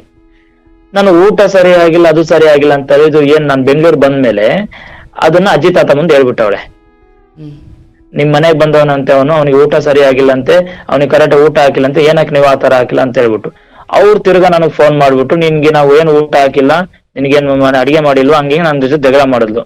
ಅಯ್ಯೋ ಊಟದ ಏನಾಗುತ್ತೆ ಬಿಡಿ, ನನ್ನ ಹೆಂಡತಿ ಮುಂದೆ ನಾನು ಹೇಳಿದೆ ನಿಮ್ಗೇನಾಯ್ತು ಅಂತ ನಾನು ಅವ್ರಿಗೆ ಹೇಳ್ದೆ, ನಾನು ಕಾಮನ್ ಆಗಿ ಹೇಳ್ದೆ ನಾನು. ಸರಿ ಆಗಿದ್ದಾಗ ಹೋಗ್ಲಿ ಬಿಡಿ, ಇವಾಗ ನನ್ನ ಹೆಂಡತಿನ ಯಾವಾಗ ಕಳ್ಸ್ಕೊಡ್ತೀರಾ ಅಂತ ನಾ ಅಜ್ಜಿ ತಾತ ಕೇಳ್ದೆ ನಾನು. ಇಲ್ಲಪ್ಪ ನಾನು ಕಳ್ಸ್ಕೊಡಲ್ಲ ಅಂತ ಹೇಳಿದ್ರು. ಯಾಕೆ ಕಳ್ಸಲ್ಲ ಅಂತ ಹೇಳ್ದೆ ನಾನು. ನಿನ್ಗೆ ಹೊಲ ಇಲ್ಲ, ಆಸ್ತಿ ಇಲ್ಲ, ಮನೆ ಇಲ್ಲ, ಏನಿಲ್ಲ, ನಾನು ಕಳ್ಸ್ಕೊಡಲ್ಲ ಅಂತ ಹೇಳಿದ್ರು. ಹೊಲ ಇಲ್ಲ, ಆಸ್ತಿ ಇಲ್ಲ, ಮನೆ ಇಲ್ಲ ಅಂತ ಹೇಳ್ತೀರಾ, ನಮ್ನ ಮದುವೆ ಮಾಡ್ಕೊಡೋತಿ ಇವ್ರು ಹೊಲ ಆಸ್ತಿ ಮನೆ ಏನು ಕೇಳಿಲ್ಲ ಸರ್ ಇವ್ರು. ನಾನ್ ಬೆಂಗಳೂರಲ್ಲಿ ಜಾಬ್ ಮಾಡ್ತೀನಿ, ನಿನ್ ಸ್ಯಾಲ್ರಿ ಎಷ್ಟು ಕೇಳಿದವ್ರ ಅಜ್ಜಿ ತಾತನ ಅವ್ರ ಅಪ್ಪ ಅಮ್ಮನ? ಅವ್ರನ್ನ 2-3 ವರ್ಷ ಮಗುವಿಂದ ಅಜ್ಜಿ ತಾತನೇ ಜೋಪಾನ ಮಾಡಿ ಬೆಳೆಸಿ ಸಾಕಿರೋದ. ಕೇಳಿದ್ ಅಜ್ಜಿ ತಾತ. ಅಜ್ಜಿ ತಾತ. ಅವ್ರ ತಾಯಿ ತಂದೆ ಏನ್ ಕೇಳಲಿಲ್ಲ. ಅವರು ತಾಯಿ ತಂದೆಗೂ ಗೊತ್ತು ನನಗೆ ಹೊಲ ಇಲ್ಲ, ಆಸ್ತಿ ಇಲ್ಲ. ಹೊಲ ಆಸ್ತಿ ಇದೆ, ಬಟ್ ನಾವು 3 ಜನ ಇನ್ನ ಕುಟುಂಬದೊಂದಿಗೆ ಅಷ್ಟೇನು ಚೆನ್ನಾಗಿಲ್ಲ ಸಂಬಂಧ ಅಂತ. ನಾನು ಸಂಬಂಧ ಸ್ವಲ್ಪ ಚೆನ್ನಾಗಿಲ್ಲ, ನಾನು ಸ್ವಲ್ಪ ದೂರ ಇದೀನಲ್ಲ. ಅವರು ಹೊಲ ಆಸ್ತಿ ಹೊಲ ಬಂದ್ ನಮ್ದು 18 ಎಕರೆ ಜಾಗ ಇದೆ ಊರಲ್ಲಿ, ಜಮೀನು ಬಿಜಾಪುರದಲ್ಲಿ. ನಮ್ಮ ಜಾಗ ಬಂದ್ಬಿಟ್ಟು ನಮ್ ದೊಡ್ಡಪ್ಪನ ಹೆಸರಲ್ಲಿದೆ. ಇನ್ನು ನಮ್ಮ ಹೆಸರಿಗೆ ನಾವು ನಮ್ಮ 3 ಮಕ್ಕಳಿಗೆ ಡಿವೈಡ್ ಮಾಡಿ ಕೊಟ್ಟಿಲ್ಲ ಇನ್ನು ಅವರು. ಅದಕ್ಕೆ ಅವ್ರ ಹೆಸರಲ್ಲಿದೆ. ನಾನು ಏನ್ ಹೇಳಿದೆ, ಇವ್ ನೀವು ಮದುವೆ ಮಾಡ್ಕೊಡೋ ಹೊತ್ತಿಗೆ ನಮ್ಮ ಅತ್ತೆ ಮಾವನು ನಮ್ಮ ಆಸ್ತಿ ಹೊಲ ಇಲ್ಲ, ಆಸ್ತಿ ಇಲ್ಲ, ಮನೆ ಇಲ್ಲ, ಏನು ಕೇಳಲಿಲ್ಲ, ನೀವು ಕೇಳಲಿಲ್ಲ. ಇವ್ರು ಕೇಳಿದ್ ಒಂದೇ ಮಾತು, ಬೆಂಗಳೂರಲ್ಲಿ ಜಾಬ್ ಮಾಡ್ತಿದ್ದೆ, ಸ್ಯಾಲ್ರಿ ಎಷ್ಟು ಅಂತ. ನಾನು 30,000 ಸ್ಯಾಲ್ರಿ ಬರುತ್ತೆ ಬೆಂಗಳೂರಲ್ಲಿ, ನಾನು ಒಂದು ಮನೆ ಲೀಸ್ ಹಾಕೊಂಡಿದ್ದೀನಿ, ಈ ತರ ಇದೆ ಅಂತ ಹೇಳೋದಕ್ಕೆ ಓಕೆ ಅಂತ ಹೇಳಿ ಮದುವೆಗೂ ₹1 ಖರ್ಚು ಮಾಡ್ಲಿಲ್ಲ. 60,000 2020 ಅಲ್ಲಿ 60,000 ಖರ್ಚು ಮಾಡಿ ನನ್ನ ಸ್ವಂತ ದುಡ್ಡು ನಾನು ಮದುವೆ ಮಾಡ್ಕೊಂಡಿರೋದು. ಎಲ್ಲ ನಾನ್ ಮಾಡ್ಕೊಂಡು ನಾನು ಹೇಳಿದೆ, ನೀವು ಮದುವೆ ಮಾಡ್ಕೊಡೋ ಹೊತ್ತಿಗೆ ಅಜ್ಜಿ ತಾತನು ಹೇಳಿಲ್ಲ, ನಿಮ್ ತಾಯಿ ತಂದೆನು ಯಾರು ಕೇಳಲಿಲ್ಲ, ಹೊಲ ಇಲ್ಲ, ಆಸ್ತಿ ಇಲ್ಲ, ಮನೆ ಇಲ್ಲ, ಏನಿಲ್ಲ. ಅವತ್ ಕೇಳ್ಬೇಕಾಗಿತ್ತು, ಇವತ್ತು ಯಾಕೆ ಈ ಮಾತಾಡ್ತೀರ ಅಂತ. ಅವತ್ ನಮ್ಗೆ ಹುಚ್ಚಿಡ್ದಿತ್ತು, ನಮ್ಗೆ ಮೆಂಟ್ಲಾಗಿತ್ತು, ಅದಕ್ಕೆ ನಾವು ಕೇಳಲಿಲ್ಲ, ಹಂಗೆ ಹಿಂಗೆ ಅಂತಂದ್ರು. ನಾನು ಹೇಳಿದೆ, ಹೊಟ್ಟೆಗೆ ಅನ್ನನೇ ತಾನೇ ತಿಂತೀರಾ, ಬೇರೆ ಏನ್ ತಿನ್ನಲ್ಲ. ನಮ್ಮೂರ್ ಕಡೆಯಲ್ಲಿ ಬೇರೆ ಭಾಷೆ ಬರುತ್ತೆ, ಏನೋ ಮುಂದಿಟ್ರೆ ತಿತ್ತಿ ನೀನ್ ಹೊಟ್ಟೆಗೆ ಅನ್ನ ತಿಂತಾನೆ, ಮತ್ತೆ ಹೊಟ್ಟೆಗೆ ಹೇಳ್ತೀನಲ್ಲ ಅಂತ. ನಾನು ಆ ತರ ಮಾತಾಡ್ದೆ ಅವ್ರ ಜೊತೆ. ಯಾರಿಗೆ? ನಾನ್ ಅಜಿತ್ ಅದೇ ನಾನು ಆತರ ಹೇಳಿದೆ. ಅವತ್ ಕೇಳಿದ್ರೆ ಇವತ್ತ ಹುಚ್ಚಿಡ್ದಿತ್ತು ಅಂತಂದ್ರೆ, ಆತರ ನೀವು ಹುಚ್ಚಿಡಿದ ಅಂತ ಹೇಳ್ಬಿಟ್ಟು ನಿಮ್ಗೆ ಹೊಟ್ಟೆಗೆ ಅನ್ನ ಬಿಟ್ಟು ಬೇರೆ ತಿಂತೀರಾ ನೀವು ಅಂತ ಕೇಳ್ದೆ ನಾನು. ಆತರ ನಮ್ಗೆ ಬ್ಯಾಡ್ ವರ್ಡ್ಸ್ ಅಲ್ಲೆಲ್ಲ ಬೈದ್ರು, ನಮ್ಗೆ ಜಗಳ ಆಡಿದ್ರು ಫೋನಲ್ಲಿ. ಸರಿ ಓಕೆ, ಫೈನಲ್ ಆಗಿ ಕಳಿಸ್ತೀರೋ ಕಳ್ಸಲ್ಲ ಅಂತ ಹೇಳಿದೆ. ಅವರು ಇಲ್ಲ ನಾನು ಕಳ್ಸಲ್ಲ, ನೀನ್ ಏನ್ ಮಾಡ್ಕೋತೀವಿ, ಏನ್ ಹರ್ಕೋತೀವಿ, ಹಂಗೆ ಹಿಂಗೆ ಅಂತ ಹೇಳಿದ್ರು. ನಾನು ಹೆಂಡತಿ ಕೈಲಿ ಫೋನ್ ಕೊಡಿ ಅಂದೆ. ಕೊಡಲ್ಲ ನೀನ್ ಹೆಂಡತಿ. ನನ್ನ ಹೆಂಡತಿ ಕೈಲಿದ್ದ ಮೊಬೈಲ್ ಕೂಡ ಕಸ್ಕೊಂಡ್ಬಿಟ್ರು. ಯಾರು? ಅಜ್ಜಿ ತಾತ. ಸರಿ ಹೋಗ್ಲಿ ಅಂತ ಹೇಳಿ ನಮ್ ತಾಯಿಗೆ, ಸರಿ ನಮ್ ತಾಯಿ ಅಲ್ಲ, ನಮ್ ಮಿಸಸ್ ಅವ್ರ ತಾಯಿ, ನಮ್ಮ ಅತ್ತೆಗೆ ಫೋನ್ ಮಾಡಿದೆ ನಾನು. ಅತ್ತೆ ಫೋನ್ ಅವ್ರು ಕಾಲ್ ಪಿಕ್ ಮಾಡಿಲ್ಲ. ಆಮೇಲೆ ಊರಲ್ಲಿ ಹಿರಿಯರು ಇರ್ತಾರಲ್ಲ, ಅವ್ರಿಗೆ ಫೋನ್ ಮಾಡಿದೆ. ಅವರಿಂದ ನಮ್ಮ ಅತ್ತೆಗೆ ಕಾಲ್ ಕನೆಕ್ಟ್ ಮಾಡಿದ್ರು. ಅತ್ತೆಗೆ ನಾನು ಹೇಳಿದೆ ಈ ತರ, ಅವ್ರು ಕಾಲ್ ಕನೆಕ್ಟ್ ಮಾಡಿದ್ರೆ ನಾನು ಹೇಳಿದೆ ಈ ತರ ಮಾಡಿದಾರೆ ಅಂತ ಹೇಳ್ಬಿಟ್ಟು. ಇವಳು ನಮ್ಮ ಅತ್ತೆ ಏನ್ ಹೇಳ್ತಾರೆ, ಇಲ್ಲ ಅವ್ರ ಆತರ ಏನ್ ಹೇಳಿರಲ್ಲ, ಇವನು ನಮ್ಮ ಅಜ್ಜಿ ತಾತನ ಅಂದ್ರೆ ಅವ್ರಿಗೆ ಏನಾದ್ರು ತೊಂದ್ರೆ, ಅವ್ರನ್ನ ವಜ್ಜಿ ಮಾಡಿಡ್ಬೇಕಂತ ಹೇಳ್ಬಿಟ್ಟು ಅವ್ರನ್ನ ಏನೋ ವಜ್ಜಿ ಮಾಡಿಡ್ಬೇಕಂತ ಹೇಳ್ತಾರೆ. ವಜ್ಜಿ ಮಾಡ್ಲಿಕ್ಕೆ ಅವ್ರನ್ನ ಇದು ಕೆಟ್ಟವ್ರು ಮಾಡಿಡ್ಬೇಕಂತ ಈ ತರ ಮಾತಾಡ್ತಾನೆ, ಹಂಗೆ ಹಿಂಗೆ ಅಂತ ಹೇಳ್ಬಿಟ್ಟು ಅವ್ರು ಒಪ್ಕೊಳ್ಳಿಲ್ಲ ಅಂತ ಹೇಳಿದ್ರು. ಸರಿ ಓಕೆ, ಇನ್ನೇನ್ ಮಾಡಕ್ಕಾಗತ್ತೆ, ಊರಿಗೆ ನ್ಯಾಯ ಪಂಚಾಯತಿ ಮಾಡಕ್ಕೆ ಒಂದಿನ ಬನ್ನಿ, ನೀನು ಬಾರಪ್ಪ. ಮಾವ ಏನಂದ್ರು? ಮಾವ ಇದು ಸ್ವಲ್ಪ ಏನಂದ್ರು, ಅದ್ರ ಬಗ್ಗೆ ತಲೆ ಕೆಡ್ಸ್ಕೊಳ್ಳಿಲ್ಲ. ಮಾವ ನನಗೆ ಗೊತ್ತಿಲ್ಲ, ಅವ್ರ ಹತ್ರ ಮಾತ್ರ ಅವನೊಂದು ಅಂದ್ರೆ ವಿಚಿತ್ರವಾಗಿ ಮಾತಾಡ್ಬಿಟ್ರೆ, ನನಗೇನು ಗೊತ್ತಿಲ್ಲ, ಅವ್ರ ಹತ್ರ ಅವರೇ ಡ್ರಿಂಕ್ಸ್ ಏನೋ ಮಾಡಿದ್ರು ಅವತ್ತು, ನನಗೆ ಗೊತ್ತಿಲ್ಲ, ನೀವು ನಿಮ್ದು ಅತ್ತೆ ಉಂಟು, ನಿಮ್ಮ ಅಜ್ಜಿ ತಾತ ಉಂಟು, ಅವ್ರ ಹತ್ರ ಮಾತಾಡ್ಕೋಗಂತ ಅವ್ರು ಎಲ್ಲ ಹೋಗ್ಬಿಟ್ರು, ಏನೋ ಕುರಿ ಮೇಯಿಸ್ಕೊಂಡು ಹೋಗ್ಬಿಟ್ರು ಅವರು. ಸರಿ ಓಕೆ, ಊರಿಗೆ ಬಾರಪ್ಪ, ನೀನ್ ಹೆಂಡತಿನೂ ಕರ್ಸನ, ಅವ್ರ ಅಜ್ಜಿ ತಾತನೂ ಕರ್ಸನ, ನಿಮ್ಮ ಅತ್ತೆನೂ ಕರ್ಸನ, ನಿಮ್ಮ ಮಾವನೂ ಕರ್ಸನ, ಫೈನಲ್ ಆಗಿ ಡಿಸಿಷನ್ ಮಾಡೋಣ ಅಂತ ಕರ್ಸಿದ್ರು. ನಾನು ಬೆಂಗಳೂರು ಬಂದು 1 ವಾರ ಆಗಿತ್ತು, ತಿರ್ಗಾ ಟ್ರೈನ್ ಬುಕ್ ಮಾಡ್ಕೊಂಡು ನಾನು ಹೋದೆ ಊರಿಗೆ. ಹೋದಾಗ ಊರವ್ರದ್ದು ನಾನು ಹೇಳಿದೆ, ನ್ಯಾಯ ಪಂಚಾಯತಿ ಒಂದು 4 ಜನ ಹಿರಿಯರು ಇದ್ರು, ನಮ್ಮ ಅತ್ತೆನೂ ಇದ್ರು, ಮಾವ ಬರ್ಲಿಲ್ಲ. ಅವರು ಮಾವ ಕುರಿ ಇದೆ ಅಂತ ಹೇಳಿ ಕುರಿ ಕಡೆ ಹೋಗಿದ್ರು, ಕುರಿ ಮೇಯ್ಸೋರು ಯಾರಿಲ್ಲ ಅಂತ ಹೇಳ್ಬಿಟ್ಟು. ನನ್ನ ಹೆಂಡತಿನೂ ಇದ್ರು, ಅವ್ರ ಅಜ್ಜಿ ತಾತನೂ ಇದ್ರು. ಆಮೇಲೆ ನನ್ನ ಮದುವೆ ಮಾಡ್ಕೊಳ್ಳೋತ್ತಿಗೆ ನಮ್ಮ ಊರಲ್ಲಿ, ನಮ್ಮ ಊರಿದ್ ದೂರ ಸಂಬಂಧದಲ್ಲಿ ನನ್ಗೊಬ್ರು ಮಾವ, ಅಶೋಕ್ ಮಾವ ಅಂತ ಒಬ್ರು ಆಗ್ಬೇಕು ನನಗೆ. ಅವರೊಬ್ರು ನನ್ನ ಎಂಗೇಜ್ಮೆಂಟ್ ಮಾಡೋದು ನಾನು ನಿಂತು ಮಾಡಿಸಿದ್ರು. ಯಾಕಂದ್ರೆ ಯಾರು ನನ್ನ ಕಡೆಯಿಂದ ಯಾರು ಇಲ್ಲ, ಅವ್ರೊಬ್ರು ಬೇಕಂತ ಹೇಳ್ಬಿಟ್ಟು ಅವ್ರನ್ನ ಬಲವಂತ ಮನೆಯನ್ನು ಕರ್ಸಿದ. ಅವ್ರೊಬ್ರು ಬಂದಿದ್ರು, ಅವ್ರನ್ನೂ ಕರ್ಕೊಂಡ್ ಬಾರಪ್ಪ ಅಂತಂದ್ರು. ಆಮೇಲೆ ಅವ್ರಿಗೆ ಫೋನ್ ಮಾಡಿ ಬರಲ್ಲ ಅಂತ ನಾನು ಊರಿಗೆ ಹೋಗ್ಬಿಟ್ಟು ಕರ್ಕೊಂಡ್ ಬಂದೆ ಅವ್ರನ್ನ. ಅವ್ರನ್ನ ಕರ್ಕೊಂಡ್ ಬಂದೆ ನಾನು. ಕರ್ಕೊಂಡ್ ಬಂದು ಇನ್ನೇನ್ ಎಲ್ಲ ನ್ಯಾಯ ಪಂಚಾಯತ್ಗೆಲ್ಲ ಮಾಡಿದ್ರು. ನ್ಯಾಯ ಪಂಚಾಯತಿ ಮಾಡೋ ಹೊತ್ತಿಗೆ ನಾನು ಹೇಳ್ದೆ, ಏನಾಯ್ತಪ್ಪ ಅಂತ ನನ್ನ ಹಿರಿಯರು ಕೇಳಿದ್ರು. ಊರ್ ಹಿರಿಯರು ಕೇಳಿದ್ರು, ಇಲ್ಲ ಇವರು ನನ್ನ ಹೆಂಡತಿನ, ಇವತ್ತು ಹೆಂಡತಿ ಬರ್ತಾಳೆ, ನಾಳೆ ನನ್ನ ಹೆಂಡತಿನ ಕರ್ಕೊಂಡ್ಬಂದು ಬೆಂಗಳೂರಿಗೆ ಕಳ್ಸಿ ಹೋಗಿ ಅಂತ ನಾನು ಇವ್ರ ಅಜ್ಜಿ ತಾತಗೆ ನಾನು ಹೇಳ್ದೆ ರೀ ನಾನು. ಇವರು ಇಲ್ಲ ಕಳ್ಸಲ್ಲ, ನಿಂದು ಹೊಲ ಇಲ್ಲ, ಆಸ್ತಿ ಇಲ್ಲ, ಮನೆ ಇಲ್ಲ, ಏನು ಇಲ್ಲ, ನಾನು ಕಳ್ಸಲ್ಲ ಅಂತ ಈ ತರ ಜಗಳ ತೆಗೆದು ಕೂತ್ರು ಅಂತ ನಾನು ಹೇಳ್ದೆ. ಅದಕ್ಕೆ ಇವ್ರು ಹೇಳಿದ್ರು, ಅಲ್ಲಿ ಹೌದಪ್ಪ ಯಾಕೆ ಆತರ ಹೇಳಿದ್ರು, ಮತ್ತೆ ಹೊಲ ಇಲ್ಲ, ಆಸ್ತಿ ಇಲ್ಲ, ಮನೆ ಇಲ್ಲ ಅಂತ ನೀವು ಎಂಗೇಜ್ಮೆಂಟ್ ಮಾಡೋ ಹೊತ್ತಿಗೂ ಆ ಹುಡುಗನ್ ಕೇಳಲಿಲ್ಲ, ಮತ್ತೆ ಮದುವೆ ಅಂತೂ ನಾವೇ ಊರಿರೇನೆ ನಿಂತು ಮದುವೆ ಮಾಡಿಸ್ಕೊಟ್ಟಿರೋದು. ಪಾಪ ತಾಯಿಯವನು ಇದು ಸತ್ತಂಗೆ, ತಂದೆ ಸತ್ತು ಪರದೇಶ ಮಗ ಅವನು, ನಾವೇ ಮದುವೆ ಮಾಡಿಸ್ಕೊಟ್ಟಿದೀವಿ, ಸ್ವಂತ ದುಡ್ಡು ನಾವು ಮದುವೆ ಮಾಡ್ಕೊಂಡವನೆ, ನಮ್ ಕೈಲಿ ದುಡ್ಡು ತಂದು ಕೊಟ್ಟು ನಾವು ನಿಂತು ಮದುವೆ ಮಾಡಿಸಿದೀವಿ, ಬಟ್ ನೀವ್ ಇವಾಗ ಏನಕ್ಕೆ ಈ ಮಾತು ಹೇಳ್ತಿದೀರಾ ಅಂತ ಅಂದ್ರು. ಇಲ್ಲ, ನಾವು ಅದಕ್ಕೋಸ್ಕರ ಹೇಳಿಲ್ಲ, ಇವನು ನಮ್ಮ ಮನೇಲಿ ಊಟ ಮಾಡವನೆ, ತಿಂದವನೆ, ಉಂಡವನೆ, ಅದಕ್ಕೆ ನಾವು ಇವನ್ ಹೆಂಡತಿ ಮುಂದೆ ಹೇಳವನಂತೆ, ಅವ್ರ ಮನೇಲಿ ನಂಗೆ ಊಟಕ್ಕೆ ಹಾಕೊಟ್ಟಿಲ್ಲ, ಅದಕ್ಕೆ ಹಾಕೊಟ್ಟಿಲ್ಲ, ಇದಕ್ಕೆ ಹಾಕೊಡ್ಲಿಲ್ಲ ಅಂತ ಹೇಳೋನಂತೆ. ಅಲ್ಲ, ಅವ್ನ ಹೆಂಡತಿ ಮುಂದೆ ಅವ್ನು ಹೇಳಿದ್ರೆ ನಿಮ್ಗೇನಾಯ್ತು, ನಿಮ್ಗೆ ಹೇಳಿಲ್ಲ ತಾನೆ, ಅವ್ನ ಹೆಂಡತಿ ಮುಂದೆ ಅವ್ನು ಹೇಳಿದಲ್ವಾ, ಅದಕ್ಕೆ ನಿಮ್ಗೇನಾಯ್ತು ಅಂತ ಅವ್ರು ಕೇಳಿದ್ರು ವಾಪಸ್ಸು. ಕರೆಕ್ಟ್ ಅಲ್ವಾ? ಇವಾಗ ನನ್ನ ಹೆಂಡತಿ ಮುಂದೆ ನಾನು ಹೇಳಿದ್ರೆ ಅವ್ರಿಗೇನು ಅಲ್ವಾ ಸರ್? ಇವಾಗ ಅದಕ್ಕೆ ಹಂಗೆ ಹಿಂಗೆ ದೇವಸ್ಥಾನಕ್ ಬಾ, ದೇವ್ರದ್ದು ಭಂಡಾರ ಮುಟ್ಟು, ದೇವ್ರ ಪ್ರಸಾದ ಮುಟ್ಟಿ ಹೇಳು, ನನಗೆ ಊಟ ಹಾಕೊಟ್ಲು, ಹಂಗೆ ಹಿಂಗೆ ಜಗಳ ತಕೊಂಡ್ರು. ಸುಮ್ನೆ ನೆವ ಬೇಕು ಅದಕ್ಕೆ, ಒಂದ್ ಜಗಳ ತೆಗಿಬೇಕಂತ. ಆಮೇಲೆ ಹೇಳಿದ್ರು, ನಾವ್ ಇವನಿಗೆ ಮದುವೆಯಲ್ಲಿ ಕಬಾರ್ಡ್ ಕೊಟ್ಟಿದ್ವಿ, ಮಂಚ ಕೊಟ್ಟಿದ್ವಿ, ಆಮೇಲೆ ಅರ್ಧ ತೊಲ ಬಂಗಾರ ಕೊಟ್ಟಿದ್ವಿ, ಕಬಾರ್ಡ್ನ ಮಾರ್ಕೊಂಡ್ ತಿಂದವನೆ, ಆಮೇಲೆ ಮಂಚನೂ ಮಾರವನೆ, ಆಮೇಲೆ ಅರ್ಧ ತೊಲ ಬಂಗಾರನು ಎಲ್ಲ ಕಳೆದ್ ಬಿಟ್ಟವನೆ, ಎಲ್ಲ ಸುಳ್ಳು ಅಪವಾದ ಹೊರಿಸಿದ್ರು. ನಾನೇನ್ ಮಾಡ್ದೆ, ಕಬಾರ್ಡ್ ಮಂಚ ಮದುವೆಯಲ್ಲಿ ಕೊಟ್ಟಿದ್ರಲ್ಲ, ಮನೆ ಮೂರ್ ಸಲ ಮದುವೆ ಮಾಡ್ಕೊಂಡ್ ಬಂದಾಗ 3 ಸಲ ಮನೆ ಚೇಂಜ್ ಮಾಡಿದ್ವಿ ಸರ್ ನಾವು ಬೆಂಗಳೂರಲ್ಲಿ. ನಿಮ್ಗೂ ಗೊತ್ತು, ಯಾಕಂದ್ರೆ 2 ಕಿಲೋಮೀಟರ್ 3 ಕಿಲೋಮೀಟರ್ ಮನೆ ಚೇಂಜ್ ಮಾಡಿದ್ರೆ ಹಬ್ಬ ಬಂದ್ರೆ 1.5 ಸಾವಿರ ಬಾಡಿಗೆ ತಗೊಂಡ್ಬಿಡ್ತಾರೆ ಬೆಂಗಳೂರಲ್ಲಿ. ನಾನು ನನ್ನ ಹೆಂಡತಿ ಇಬ್ರು ಕೂತು ಡಿಸೈಡ್ ಮಾಡ್ಬಿಟ್ಟು, ಕಬಾರ್ಡು ಮಂಚ ಬೇಡ ಕಣೆ ನಮ್ಗೆ, ನಾವೇನೋ ಎಲ್ಲೇ ಇವಾಗ ಒಂದು ಬೆಂಗಳೂರು ಮನೆ ಹೋದ್ರೆ ಒಂದು ಕಬಾರ್ಡ್ ಅಂತ ಅಲ್ಲಿ ಕೊಡ್ತಾರೆ ಅವರು. ಸುಮ್ನೆ ಯಾಕೆ ಇದು ಅಂತ ಹೇಳ್ಬಿಟ್ಟು ಅದನ್ನ ಮಾರೋಣ ಅಂತ ಹೇಳ್ಬಿಟ್ಟು ನಾವೇನ್ ಮಾಡಿದ್ವಿ, ಪ್ಲಾನ್ ಮಾಡ್ಬಿಟ್ಟು ಇಬ್ರು ಮಾತಾಡ್ಕೊಂಡು ಅವ್ರ ಅಜ್ಜಿ ತಾತ ತಿಳಿಸಿ ಅದನ್ನ ಮಾರಿ 12,000 ಬಂತು. ಒಂದು ಸ್ಟೀಲ್ ಒಂದು ಕಬಾರ್ಡ್ ಬೀರ್ ಕೊಟ್ಟಿದ್ರು, ಗೋದ್ರೇಜ್, ಅದನ್ನು ಕೊಟ್ಟು 6,000 ಬಂತು. ಒಂದು ಸ್ಟೀಲ್ ಇದ್ದು ಅಲ್ಮೇರದೊಂದು ಮಂಚ ತರ ಕೊಟ್ಟಿದ್ರು, ಅದನ್ನು ಕೂಡ ಮಾರ್ದು 12,000 ನಾನು ಹೆಂಡತಿ ಹೆಸರಲ್ಲಿ ಬ್ಯಾಂಕ್ ಅಲ್ಲಿ ಇಟ್ಟಿದ್ದೆ. ನಾನು ₹1 ಖರ್ಚು ಮಾಡಿಲ್ಲ. ಅರ್ಧ ತೊಲ ಬಂಗಾರ ಕಳೆದ್ವಿ ಅಂತ ಫಸ್ಟ್ ಹೇಳಿದೆ, ಅದು ಅರ್ಧ ತೊಲ ಬಂಗಾರ ಸಿಕ್ಕಿತ್ತು. ಅರ್ಧ ತೊಲ ಬಂಗಾರ ನಂತರ ಇವಾಗ್ಲೂ ಇದೆ, ಅದು ಇದೆ ಅಂತ ನಾನು ಹೇಳಿದೆ. ಅರ್ಧ ತೊಲ ಇವನು ಏನದು ಕಬಾರ್ಡ್ ಮಾರವನೆ, ಮಂಚ ಮಾರ್ಕೊಂಡ್ ತಿಂದವನೆ, ಆಮೇಲೆ ಅರ್ಧ ತೊಲ ಬಂಗಾರ ಮಾರ್ಕೊಂಡ್ ತಿಂದವನೆ. ನಾಳೆ ನಾನು ಹೆಂಡತಿನ ಇವನು ಮಾರಲ್ಲ ಅಂತ ಹೇಳ್ಬಿಟ್ಟು ಏನ್ ಗತಿ ಅಂತ ಹೇಳ್ಬಿಟ್ಟು ಹಿಂದಿದ್ದು ಮುಂದಿಂದು ಎಲ್ಲ ಜಗಳ ಮಾಡೋದು ನನ್ ಜೊತೆ. ಯಾಕಂದ್ರೆ ನಾನು 2 ವರ್ಷ ಇವಳು ನನ್ನ ಜೊತೆ ಸಂಸಾರ ಮಾಡಿರ್ಲಿಲ್ಲಲ್ವಾ, ಅದನ್ನ ನಾನು ಇವ್ರ ಹತ್ರ ಹೇಳಿದೆ. ಆಮೇಲೆ ಒಂದು 2-3 ಜನ ಹತ್ರ ನಾನು ಹೇಳಿದ್ದೆ, ಅದು 2 ವರ್ಷ ಇವಳು ಸಂಸಾರ ಮಾಡಿಲ್ಲ ಅಂತ. ಅದನ್ನ ಇವ್ರು ಅಷ್ಟೇ ದಿನ ಮನಸ್ಸು ಇಟ್ಕೊಂಡು ಕೊರಗಿ ಇವಾಗ ನಾವ್ 2 ವರ್ಷ ಚೆನ್ನಾಗಿದ್ವಲ್ಲ, ಈ ಹೊಟ್ಟೆ ಊರಿಗೋಸ್ಕರ ಇದನ್ನೆಲ್ಲ ಜಗಳ ತೆಗೆದು ಹಿಂದೆಂದು ಮುಂದಿಂದೆಲ್ಲ ಜಗಳ ತೆಗೆದು ನಮ್ಗೆ ಗಂಡ ಹೆಂಡತಿಗೆ ಜಗಳ ಹಚ್ಚಿಟ್ಬಿಟ್ರು. ಯಾರು? ಅಜ್ಜಿ ತಾತ, ಇವ್ರ ತಾಯಿ, ನಮ್ಮತ್ತೆ. ನಾನು ಹೇಳಿದೆ, ಹಿಂದೆದು ಮುಂದೆಲ್ಲ ಮಾತಾಡ್ಬೇಡಿ, ಎಲ್ಲ ಮುಗಿದೋಗಿದೆ. ನಾನ್ ಮುಗಿದೋಗಿದೆ, ಅದನ್ನ ಇವಾಗೆಲ್ಲ ಮಾತಾಡಕ್ ಹೋಗ್ಬೇಕು. ಊರು ಹಿರಿಯರು ಹೇಳಿದ್ರು, ನಮ್ಗೆಲ್ಲ ಗೊತ್ತಾಗಿದೆ, ಅವನು ಸಂಸಾರ ಮಾಡಿಲ್ಲ, ನೀವು ನಮ್ಗೆ ಪಬ್ಲಿಕ್ ಮಾಡಬಾರ್ದು, ಅವೆಲ್ಲ ನಮ್ಗೆ ಗೊತ್ತಾಗಿದೆ. ನಮ್ಮ ಅತ್ತೆ ಅವ್ರ ತಂಗಿ ಇದಾರಲ್ಲ, ಅವ್ರಿಗೆ ನಾನು ಫೋನಲ್ಲೆಲ್ಲ ಹೇಳಿದ್ದೆ ಈ ತರ ಆಗಿದೆ. ಅವ್ರ ತಂಗಿ ಬಂದ್ಬಿಟ್ಟು ಊರ್ ಹಿರಿಯರೆಲ್ಲ ಹೇಳಿದ್ರು, ಅದು ಬರ್ಲಿ, ನ್ಯಾಯ ಬಂದ ನಾನು ಮಾತಾಡ್ತೀನಿ ಅಂತ ಹೇಳ್ಬಿಟ್ಟು ಬಸವನಗೌಡ್ರು ಅಂತ ನಮ್ಮ ಊರಲ್ಲಿ ಅವ್ರು ನ್ಯಾಯ ಪಂಚಾಯತಿ ಮಾಡೋರು, ಅವ್ರಿಗೆಲ್ಲ ಮೊದ್ಲೇ ಹೇಳಿದ್ರು, ನಂಗೆಲ್ಲ ಗೊತ್ತು, ಅದನ್ನ ನೀವು ಇವಾಗ ಬಂದ್ಬಿಟ್ಟು ಜಗಳ ಇಡಕ್ ಹೋಗ್ಬೇಡಿ. ಇವಾಗ ಏನು ಅವ್ನ ಹೆಂಡತಿ ಅವ್ರ ಗಂಡ ಇವಾಗ ನೀವು 2 ವರ್ಷ ಚೆನ್ನಾಗಿದ್ದೀರಲ್ಲಪ್ಪ ಅಂತ ಕೇಳಿದ್ರು. ನನ್ನ ಹೆಂಡತಿನೂ ಕೇಳಿದ್ರು, ಸರಿ ಚೆನ್ನಾಗಿದ್ದೇನೆ, ನಾನು ಚೆನ್ನಾಗಿದ್ದೇನೆ ಅಂತ ಅವಳು ಹೇಳಿದ್ಲು. ಸರಿ, ನಿಮ್ಗೆ ಇವಾಗ ಏನು ಗಂಡ ಹೆಂಡತಿ ಚೆನ್ನಾಗಿದಾರೆ, ಕಳಿಸ್ಕೊಡಲ್ಲ ಅಂತ ಹೇಳಿದ್ರು ಅವರು. ಅವಾಗ ಇವ್ರು, ಇಲ್ಲ ನಾವು ಕಳ್ಸಲ್ಲ, ಅವ್ನ್ ಬೆಂಗಳೂರು ಬಿಡ್ಬೇಕು, ಇಲ್ಲೇ ಊರೆಲ್ಲ ಬಂದ್ಬಿಟ್ಟು ಏನೋ ಒಂದು ಶೆಡ್ ಹಾಕೊಂಡು ಇಲ್ಲ ಅವ್ನ ಹೆಂಡತಿನ ಕರ್ಕೊಂಡು ಕುರಿನೋ ಅಥವಾ ಆಡೋ ಏನೋ ದನ ಕರ ಸಾಕೊಂಡು ಇಲ್ಲೇ ಇರ್ಬೇಕು ಅಂತ ಹೇಳಿದ್ರು. ನಾವು ಊರಲ್ಲಿ ದುಡ್ದಿಲ್ಲ ಬಿಟ್ಟಿಲ್ಲ, ನಮ್ಗೆ ಇಲ್ಲಿ ಇರಕ್ ಆಗಲ್ಲ, ನಮ್ಗೆ ಕಷ್ಟ ಆಗತ್ತೆ. ನಾವು ಬೆಂಗಳೂರು 30,000 ರೂಪಾಯಿ ಜಾಬ್ ಬಿಟ್ಬಿಟ್ಟು ನಮ್ಗೆ ಏನಿಲ್ಲ 5,000 ಮನೆ ಬಾಡಿಗೆ ಹೋದ್ರೆ 5,000 ಮನೆ ಸಂತೆ ಹೋದ್ರೆ ಇನ್ನೂ 20,000 ನಮ್ ಬೆಂಗಳೂರಲ್ಲಿ ಜಾಬ್ ಉಳಿಯುತ್ತೆ ನಮ್ಗೆ. ಹಲೋ, ಉಳಿಯುತ್ತೆ. ನಾವ್ ಏನಕ್ ಬೆಂಗಳೂರು ಬಂದ್ ನಾವು ಬೆಂಗಳೂರು ಏನಕ್ ನಾವ್ ಬಿಡ್ಬೇಕು, ನಾವ್ ಬಿಡಕ್ ಆಗಲ್ಲ ಅಂತ ನಾನು ಕ್ಲಿಯರ್ ಆಗಿ ಹೇಳ್ದೆ. ಕಳಿಸಲ್ಲ ಅಂತ ಹೇಳ್ದೆ ನಾನು.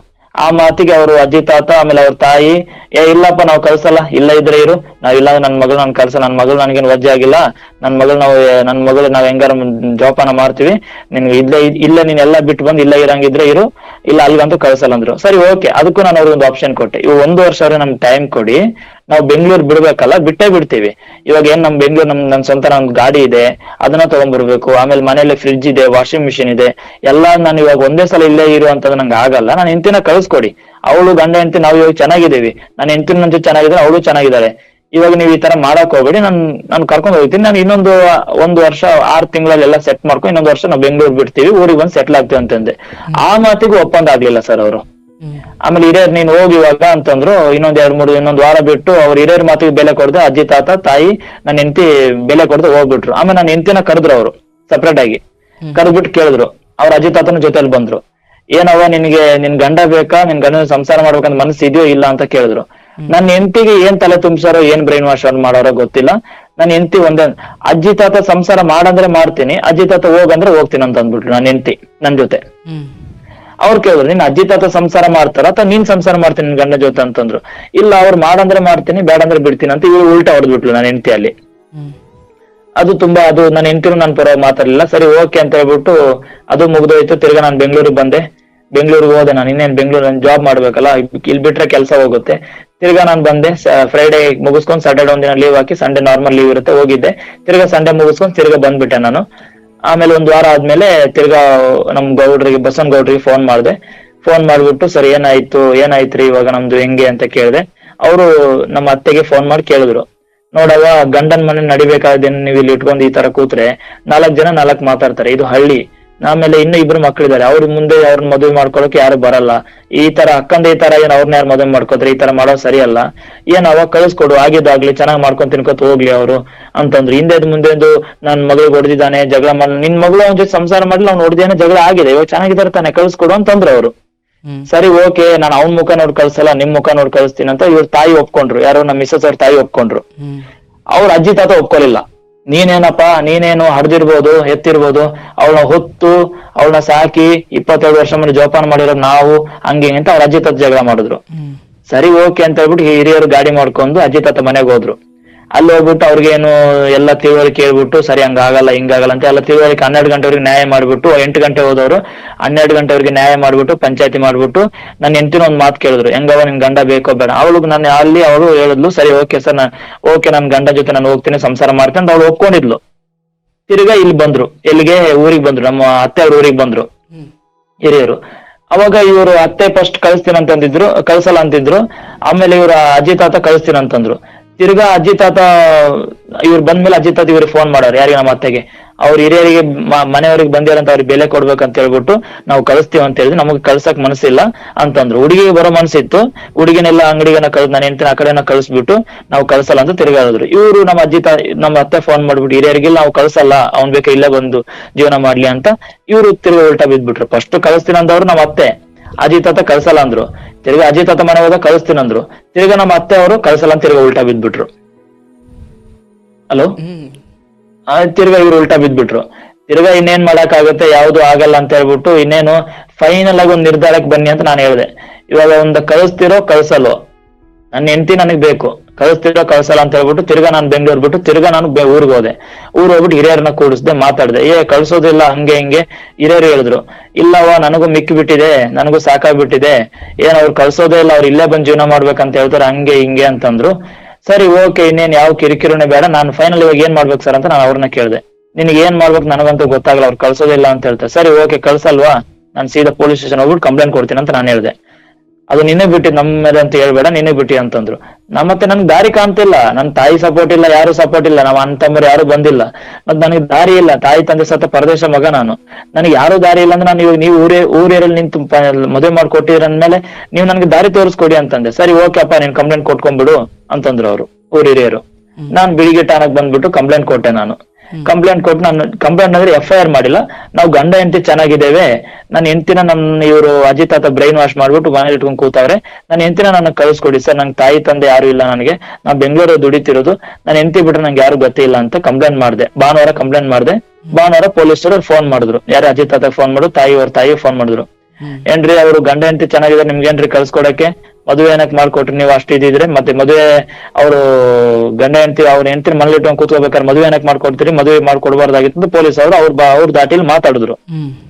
ಬನ್ರಿ ಸ್ಟೇಷನ್ಗೆ ಅಂತಂದ್ರು, ಇಲ್ಲ ಗಾಡಿ ತಗೊಂಡ್ಬರ್ಬೇಕಂತಂದ್ರು, ಇಲ್ಲ ನಾಳೆ ಬರ್ತೀವಿ ಅಂತಂದ್ರು. ಆಮೇಲೆ ಸರಿ ಅಂತ ಹೇಳ್ಬಿಟ್ಟು ಅವ್ರ ಅಜ್ಜಿ ತಾತ ಏನೋ ಡ್ರಿಂಕ್ಸ್ ಮಾಡಿದೆ, ಪೊಲೀಸ್ ಅವನೇನೋ ಹರ್ಕೋತಾನೆ ಹಂಗೆಲ್ಲ ಮಾತಾಡಿದ್ರು. ಅದು ನಾನು ಪೊಲೀಸ್ ಅವ್ರಿಗೆ ಹೇಳಿದೆ. ಅದನ್ನ ಸರಿ ಓಕೆ ಅಂತ ನಾಳೆ ಎಷ್ಟೊತ್ತಿದ್ರು ಬೆಳಿಗ್ಗೆ 10 ಗಂಟೆ ಸ್ಟೇಷನ್ ಇರ್ಬೇಕಂತಂದು, ನನಗಿಂತ ಮೊದ್ಲು 9 ಗಂಟೆ ಸ್ಟೇಷನ್ ಹೋಗ್ಬಿಟ್ಟಾರೆ ಅಜ್ಜಿ ತಾತ, ಆಮೇಲೆ ನಮ್ಮ ಅತ್ತೆ, ನಮ್ಮ ಮಾವ ಹೋಗಿಲ್ಲ. ಸರಿ ಓಕೆ ಅಂತ ಹೇಳಿ ಅಲ್ಲಿ ಹೋಗ್ಬಿಟ್ಟು ನಾನು ಬಂದೆ. ನನಗೂ ಫೋನ್ ಮಾಡಿದ್ರು, ಅವ್ರು ಬಂದಿದ್ದಾರೆ, ನೀನ್ ಎಲ್ಲಿದ್ದೀಪ ಬಾರಪ್ಪ ಅಂತಂದ್ರು. ಸರಿ 10:30 11 ಗಂಟೆ ನಾನು ಸ್ಟೇಷನ್ಗೆ ಹೋದೆ. ಸ್ಟೇಷನ್ ನಾನು ಒಬ್ನೇ ಹೋದೆ. ಅವರು ಆಮೇಲೆ ಇನ್ನೊಬ್ರು ಯಾರೋ ಒಬ್ರು ಊರಲ್ಲಿ ಒಬ್ಬ JP ಯಮನಪ್ಪ ಅಂತ ಯಾರೋ ಒಬ್ನ ಕರ್ಕೊಂಡ್ ಬಂದಿದ್ರು. ಅವ್ರ ಕಾರ್ ಗಾಡಿ ಮಾಡ್ಕೊಂಡ್ ಬಂದು ನಾನು ನನ್ನ ಫ್ರೆಂಡ್ ಅಲ್ಲಿ ಬೈಕಲ್ಲಿ ನಾನು ಬಂದೆ. ನಾನು ಹೋದಾಗ ನಾನು ಎಲ್ಲ ಹೇಳಕ್ ಸ್ಟಾರ್ಟ್ ಮಾಡಿದ್ರು ಪೊಲೀಸ್ ಹತ್ರ, ಇವನು ಕಬಾರ್ಡ್ ಮಾಡ್ಕೊಂಡ್ ತಿಂದ್ಯಾನೆ, 60 ತೊಲ ಬಂಗಾರ ಮಾಡ್ಕೊಂಡ್ ತಿಂದ್ಯಾನೆ, ಆಮೇಲೆ ಏನದು ಮಂಚ ಮಾಡ್ಕೊಂಡ್ ತಿಂದಾನೆ, ಎಲ್ಲ ಮಾಡ್ಕೊಂಡಾನೆ, ನಾಳೆ ನನ್ ಮಗಳನ್ನ ಮಾರಲ್ಲ ಏನೋ ಹಂಗೆ ಹಿಂಗೆ ಅಂತ ಹಿಂದೆದೆಲ್ಲ ಜಗಳ ಮಾಡಿ, ಏನ್ ಅವ್ರ ತಲ್ಲಿದೆ ಕಳಿಸ್ಬೇಕು, ಏನಿದೆ ಅಂತ ಗೊತ್ತಿಲ್ಲ, ಹಿಂದೆದೆಲ್ಲ ಕೆದಕಿ ಜಗಳ ಮಾಡೋ ಸ್ಟಾರ್ಟ್ ಮಾಡ್ಬಿಟ್ರು. ನಾನ್ ಹೇಳ್ದೆ, ಹಿಂದೆ ಮುಗಿದೋಗಿರಲ್ಲ, ಇದು 2 ವರ್ಷ ಹಿಂದೆ ಆಗಿರೋದು. ಅದು ಅವಳು ನನ್ನ ಜೊತೆ ಸಂಸಾರ ಮಾಡಿಲ್ಲ, ಅವಾಗ ನಾವೇನೋ ಜಗಳ ಆಗಿತ್ತು, ನಾವು ಅಂಡರ್ಸ್ಟ್ಯಾಂಡಿಂಗ್ ಮಾಡ್ಕೊಂಡು ನಾವು ಅದನ್ನ ಮಾರಿದ್ದು, ಓಕೆ ಇಲ್ಲ ಅಂತಲ್ಲ, ನಾನು ಹೊಡೆದಿದ್ದೀನಿ ಇಲ್ಲ ಅಂತಲ್ಲ, ಇವಾಗ ಚೆನ್ನಾಗಿದೀವಲ್ಲ 2 ವರ್ಷ ಅಂತ, ಏನಕ್ಕ ಅದು ಹಿಂದೆ ತೆಗಿತೀರ ಅಂತ ನಾನು ಹೇಳಿದೆ. ಇವಳು ಅವ್ರ ಪೊಲೀಸ್ ಅವ್ರು ಕೇಳಿದ್ರು, ಏನವ ನಿನ್ ಗಂಡ ಬೇಕಾ ಬೇಡ ಅಂತ ಅವ್ರು ಕೇಳಿದ್ರು. ಇವಳು ಒಂದೇ ಮಾತು, ನಾನ್ ಬೆಂಗಳೂರು ಹೋಗಲ್ಲ, ನನ್ ಬೆಂಗಳೂರು ಹೋಗಿ ನನ್ ಜೀವಕ್ಕೆ ಅಪಾಯ ಇದೆ, ನನ್ನ ಮನೆ ಒಳಗಡೆ ಹಾಕ್ಬಿಟ್ಟು ಹೊರಗಡೆಯಿಂದ ಬೀಗ ಹಾಕೊಂಡ್ ಚಿಲ್ಕ ಹಾಕೊಂಡ್ ಹೋಗ್ತಾರೆ, ಬೆಳಿಗ್ಗೆ 10 ಗಂಟೆಗೆ 6 ಗಂಟೆಗೆ ಬಂದು ತೆಗಿತಾರೆ ಅಂತ ಹೇಳಿದ್ಲು. ಸುಳ್ಳು ಅಪವಾದ ಹೊರಿಸ್ಬಿಟ್ಲು ನನ್ ಮೇಲೆ. ಹಲೋ, ನನ್ನ ನಿನಗೆ ಹಾ ಸರ್, ಇನ್ನು 5 ನಿಮಿಷದಲ್ಲಿ ಮುಗಿಸು. ಆಮೇಲೆ ನನ್ ಮೇಲೆ ಸುಳ್ಳು ಅಪವಾದ ಹೊರಿಸ್ಬಿಟ್ಲು. ನಾನು ಹೇಳಿದೆ, ಇದು ಏನಪ್ಪ ಇದು, ನಾನು ಈ ತರ ಮಾಡೇ ಇಲ್ಲ ಸರ್, ನಾನು ಎಲ್ಲ ಸುಳ್ಳು ಅಪವಾದ ಹೊರಿಸ್ತಾರೆ, ಈ ಹುಡುಗಿ ಎಲ್ಲ ಬ್ರೈನ್ ವಾಶ್ ಮಾಡಿಬಿಟ್ಟಿದ್ದಾರೆ, ನಾನು ಆ ತರ ಮಾಡಿಲ್ಲ, ಎಲ್ಲ ಈ ತರ ಸುಳ್ಳು ಅಪವಾದ ಹೊರಿಸ್ತಾರೆ ಅಂತ ನಾನು ಹೇಳೋದಕ್ಕೆ ಆಮೇಲೆ ಪೊಲೀಸ್ ಅವರು ಕರೆದು ನ್ಯಾಯ ಮಾಡಿದ್ರು. ಹಿರಿಯರನ್ನ ಕರೆಸ್ಬಿಸಿ ಅವ್ರ ಗಂಡ ಹೆಂಡತಿ ಚೆನ್ನಾಗಿದ್ದಾರೆ, ನೋಡವ್ವ ನಿನ್ ಗಂಡನೇ ನಿಂಗ್ ಸರ್ವಸ್ವ, ಅಜ್ಜಿ ತಾತ ಇವತ್ತಿರ್ತಾರೆ ನಾಳೆ ಹೋಗ್ತಾರೆ, ಯಾರಿಗೂ ಯಾರಾಗಲ್ಲ, ನಿನ್ ಗಂಡನ ಜೊತೆ ನೀನ್ ಸಂಸಾರ ಮಾಡ್ಬೇಕು ಅಂತ ಅವ್ರು ತಿಳಿಸಿ ಬುದ್ಧಿವಾದ ಹೇಳಿದ್ರು. ಹಿರಿಯರನ್ನ ಕರೆಸ್ಬಿಸಿ ನ್ಯಾಯ ಪಂಚಾಯತಿ ಮಾಡ್ಬಿಟ್ಟು ಕಳಿಸಿ ಅಂತ ಅವ್ರು ಹೇಳಿದ್ರು. ಸರಿ ಅಂತ ಹೇಳ್ಬಿಟ್ಟು ಈ ಎಲೆಕ್ಷನ್ ಒಂದ್ ಬಂದಿತ್ತಲ್ಲ, ಎಲೆಕ್ಷನ್ ಮುಗಿದ್ಮೇಲೆ ಬುಧವಾರ ಬುಧವಾರ ಅಥವಾ ಗುರುವಾರ ಹಿರಿಯರೆಲ್ಲ ಕೂಡಿ ಪಂಚಾಯತಿ ಮಾಡಿ ನ್ಯಾಯ ಮಾಡಿ ಕಳಿಸ್ಕೊಡ್ತೀವಿ ಅಂತ ಅವ್ರು ಪ್ಲಾನ್ ಮಾಡಿದ್ರು. ತಿರ್ಗಾ ಫೋನ್ ಮಾಡಿದಾಗ ಅದೇ ಹಾಡು ಅದೇ ಕತೆ ಹಿಡ್ಕೊಂಡ್ ಕೂತ್ರು. ಇಲ್ಲ ನಾವು ಕಳ್ಸಲ್ಲ, ಅವನೇ ಇಲ್ಲಿ ಬಂದ್ ಜೀವನ ಮಾಡ್ಲಿ, ನನ್ನ ಮಗು ಜೀವನ ಹಾಳಾದ್ರೂ ಚಿಂತೆ ಇಲ್ಲ, ನನ್ ಮಗು ದುಡ್ಕೊಂಡ್ ತಿಂದ್ರು ಚಿಂತೆ ಇಲ್ಲ, ನಾವು ಇನ್ನು 100 ಕಂಪ್ಲೇಂಟ್ ಕೊಟ್ಟು ನಾವು ಫೇಸ್ ಮಾಡಕ್ ರೆಡಿ ಇದ್ವಿ, ಅವ್ನ್ ಏನ್ ಮಾಡ್ಕೋತ ಹೋಗ್ಲಿ ಅಂತ ನಮ್ಮ ಅತ್ತೆ ಅವರು ಹಿರಿಯರಿಗೆ ಹೇಳ್ಬಿಟ್ರು. ನಮ್ಮ ಅತ್ತೆ ಫೋನ್ ಮಾಡಿದ್ರೆ ಅವ್ರು ಕಾಲ್ ಪಿಕ್ ಮಾಡ್ತಾ ಇಲ್ಲ. ಇವಾಗ ಇಲ್ಲಿವರೆಗೆ ಸಿಚುವೇಶನ್ ಬಂದ್ ನಿಂತೀವಿ. ನಾನು ಫೈನಲ್ ಆಗಿ ಸರಿ ಹೋಗಿ ಕಳ್ಸಲ್ವಾ, ನಂಗೆ ಡಿವೋರ್ಸ್ ಕೊಡಿ ಅಂದ್ರೆ ಡಿವೋರ್ಸ್ ಕೊಡ್ತಾ ಇಲ್ಲ, ನಾನ್ ಡಿವೋರ್ಸ್ ಕೊಡ್ಬೇಕಂತೆ. ನನ್ನ ಹೆಂಡತಿ ನನಗ್ ಬೇಕು, ನಾನು ನನ್ನ ಹೆಂಡತಿನ ಬಿಟ್ಟಿಲ್ಲ, ನಾನ್ ಡಿವೋರ್ಸ್ ಕೊಡ್ಬೇಕಂತ ಹೇಳ್ತಾವ್ರೆ. ಇವಾಗ ಮುಂದೆ ಇದಕ್ಕೆ ಏನಂತ ದಾರಿನೂ ತೋರಿಸ್ತಾ ಇಲ್ಲ. ಅದಕ್ಕೆ ನಾನು ಹಿರಿಯರಿಗೆ ಫೋನ್ ಮಾಡಿ ಫೈನಲ್ ನಂಗೊಂದು ದಾರಿ ಹೇಳಿ ಸರ್ ಅಂತ ಹೇಳೋದಕ್ಕೆ, ಇವಾಗ ಊರಲ್ಲಿ ದ್ಯಾಮವ್ವಾಯಿ ಜಾತ್ರೆ ಇದೆ, ಅದು ಮುಗಿಯೋರಿಗೆ ವೇಟ್ ಮಾಡು, ಒಂದು ನಿರ್ಧಾರ ಅವ್ರು ಕಳ್ಸಿಲ್ಲ ಅಂತಂದ್ರೆ ನಿನ್ ದಾರಿ ನೀನ್ ನೋಡ್ಕೊಂಡ್ರು. ಅದು ನಾನು ಅದೇ ಹೇಳಿದೆ, ಇನ್ನು ಕಳ್ಸಿಲ್ಲ ಅಂದ್ರೆ ನಂಗೊಂದು ಡಿವೋರ್ಸ್ ಕೊಡ್ಸಿ, ಇಲ್ಲಾಂದ್ರೆ ನಾನು 2ನೇ ಮದುವೆ ಮಾಡ್ಕೊಂಡು ನಾಳೆ ಇವ್ರು ಬಂದು ನಾನು ಕರ್ಕೊಳಲ್ಲ, ಒಂದೇ ಮಾತು ಅಂತ ಅವ್ರು ಡೈರೆಕ್ಟ್ ಆಗಿ ಹೇಳ್ಬಿಟ್ಟು ಇನ್ನು 4 ದಿನ ಟೈಮ್ ಕೇಳೋರೆ. ಇವಾಗ ಏನ್ ಮಾಡ್ತಾರೆ, ಇವಾಗ ನಾನು ಫೈನಲ್ ಆಗಿ ಇವತ್ತು ಫೋನ್ ಮಾಡಿದ್ರು, ಡಿವೋರ್ಸ್ ಕೊಡ್ತೀನಿ ಅಂತ ನನಗೆ ಕೇಳ್ತಾವ್ರೆ. ನಾನೇನಕ್ಕೆ ಡಿವೋರ್ಸ್ ಕೊಡ್ಬೇಕು, ನನಗೆ ನಾನು ಹೆಂಡತಿ ಬೇಕು, ನೀವು ತಾನೇ ಮಗಳು ಇಟ್ಕೊಂಡು ಕೂತೀರಿ, ನನಗೆ ನೀವು ಡಿವೋರ್ಸ್ ಕೊಡಿ ಅಂತ ಹೇಳಿದ್ರೆ ಇವಾಗ ಡಿವೋರ್ಸ್ ಕೊಡ್ತಾ ಇಲ್ಲ, ನಾನು ಹೆಂಡತಿನೂ ಕಳಿಸ್ಕೊಡ್ತಾ ಇಲ್ಲ. ಇವಾಗ ಅವಳ ಕಳ್ಸಲ್ಲ ಅಂತ ನಾನು ಒಂದ್ಸಲ ವಿಷ ತಗೊಂಡಿದ್ದೆ, ನಾನು ಒಂದ್ಸಲ ಸಾಯ್ಬೇಕಂತ ಸುಸೈಡ್ ಅಟೆಂಪ್ಟ್ ಮಾಡಿದೆ, ಎಲ್ಲಾನು ಮಾಡಿದೆ. ನಾನು 2-3 ಡೇಸ್ ಬ್ಯಾಕ್ ಅಲ್ಲಿ ನನ್ನ ಫ್ರೆಂಡು ಎಲ್ಲಾರು ಬೈದ್ರು, ಎಲ್ಲ ಹೇಳಿದ್ವಿ, ನಮ್ ದೊಡ್ಡಪ್ಪ ಎಲ್ಲ ಬೈದ್ರು. ಬೇಯ್ದಿದ್ದಕ್ಕೆ ಸ್ವಲ್ಪ ಇವಾಗ ಸಮಾಧಾನ ಮಾಡ್ಕೊಂಡು ಏನೋ ಧೈರ್ಯ ಮಾಡ್ಕೊಂಡು ಬದುಕ್ತಾ ಇದೀನಿ. ಇದಕ್ಕೆ ಮುಂದೆ ಏನು ದಾರಿ ಅಂತ ಕಾಣ್ತಿಲ್ಲ ಸರ್, ನಂಗೆ ಏನಾರು ಒಂದು ದಾರಿ ಹೇಳ್ಕೊಡಿ ಸರ್ ನೀವು. ಇಲ್ಲಿವರೆಗೆ ಬಂದು ನಿಂತೀವಿ ಸರ್. ಇವಾಗ ಏನ್ ಮಾಡ್ಬೇಕು?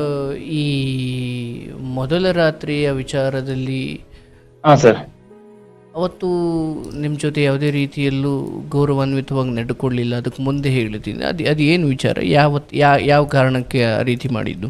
ಅದು ಏನಕ್ಕಂತ ನನಗೂ ಗೊತ್ತಾಗಿಲ್ಲ, ಇವತ್ತಿನವರೆಗೂ ಕ್ಲಾರಿಟಿನೂ ಇಲ್ಲ. ಅದನ್ನ ನಾನು ಕೇಳಿದೆ, ಇಲ್ಲ ನನಗೆ ನಾಚಿಕೆ ಆಗುತ್ತೆ, ನಾನು ಹಂಗೆ ಆಗುತ್ತೆ ಹಿಂಗೆ ಆಗುತ್ತೆ ಅಂದ್ಲು. ಮತ್ತೆ ಗಂಡ ಹೆಂಡತಿ ಅಂದ್ಮೇಲೆ ನಾಚಿಕೆ ಆಗುತ್ತೆ ಅಂತ ಎಲ್ಲ ಇದ್ದಿದ್ದ ಕಾಮನ್ ಅಲ್ವಾ ಅಂತ ನಾನು ಹೇಳಿದೆ. ಸರಿ ಓಕೆ ಅಂತ ಹೇಳ್ಬಿಟ್ಟು ಬೆಂಗಳೂರು ಬಂದ್ಮೇಲೆ ಸ್ವಲ್ಪ ದಿನ ಚೆನ್ನಾಗಿದ್ಲು ನನ್ನ ಜೊತೆ, ಅದೆಲ್ಲ ಆಗೋಗಿತ್ತು. ಅವ್ಳು ಏನಕ್ಕೆ ಆತರ ಮಾಡಲ್ಲ ಗೊತ್ತಿಲ್ಲ. 2 ವರ್ಷ ಜೀವನ, ಒಂದು 4 ತಿಂಗಳು ಸಂಸಾರ ಮಾಡಿದ್ಲು, ತಿರ್ಗಿ 1.5 ವರ್ಷ ಸಂಸಾರ ಮಾಡ್ಲಿಲ್ಲ. ಬೇರೆ ಮೂಲೆ ನಾನು ಮೂಲೆ ಮಲ್ಕೋತಿದ್ದೆ. ಆಮೇಲೆ ನಾನೇನೋ ತಿಳ್ಕೊಂಡಿದ್ದೆ, ಮೆಚುರಿಟಿ ಇರಲ್ಲ ಏನಿರಲ್ಲ ಅಂತ ನಾನು ತಿಳ್ಕೊಂಡಿದ್ದೆ.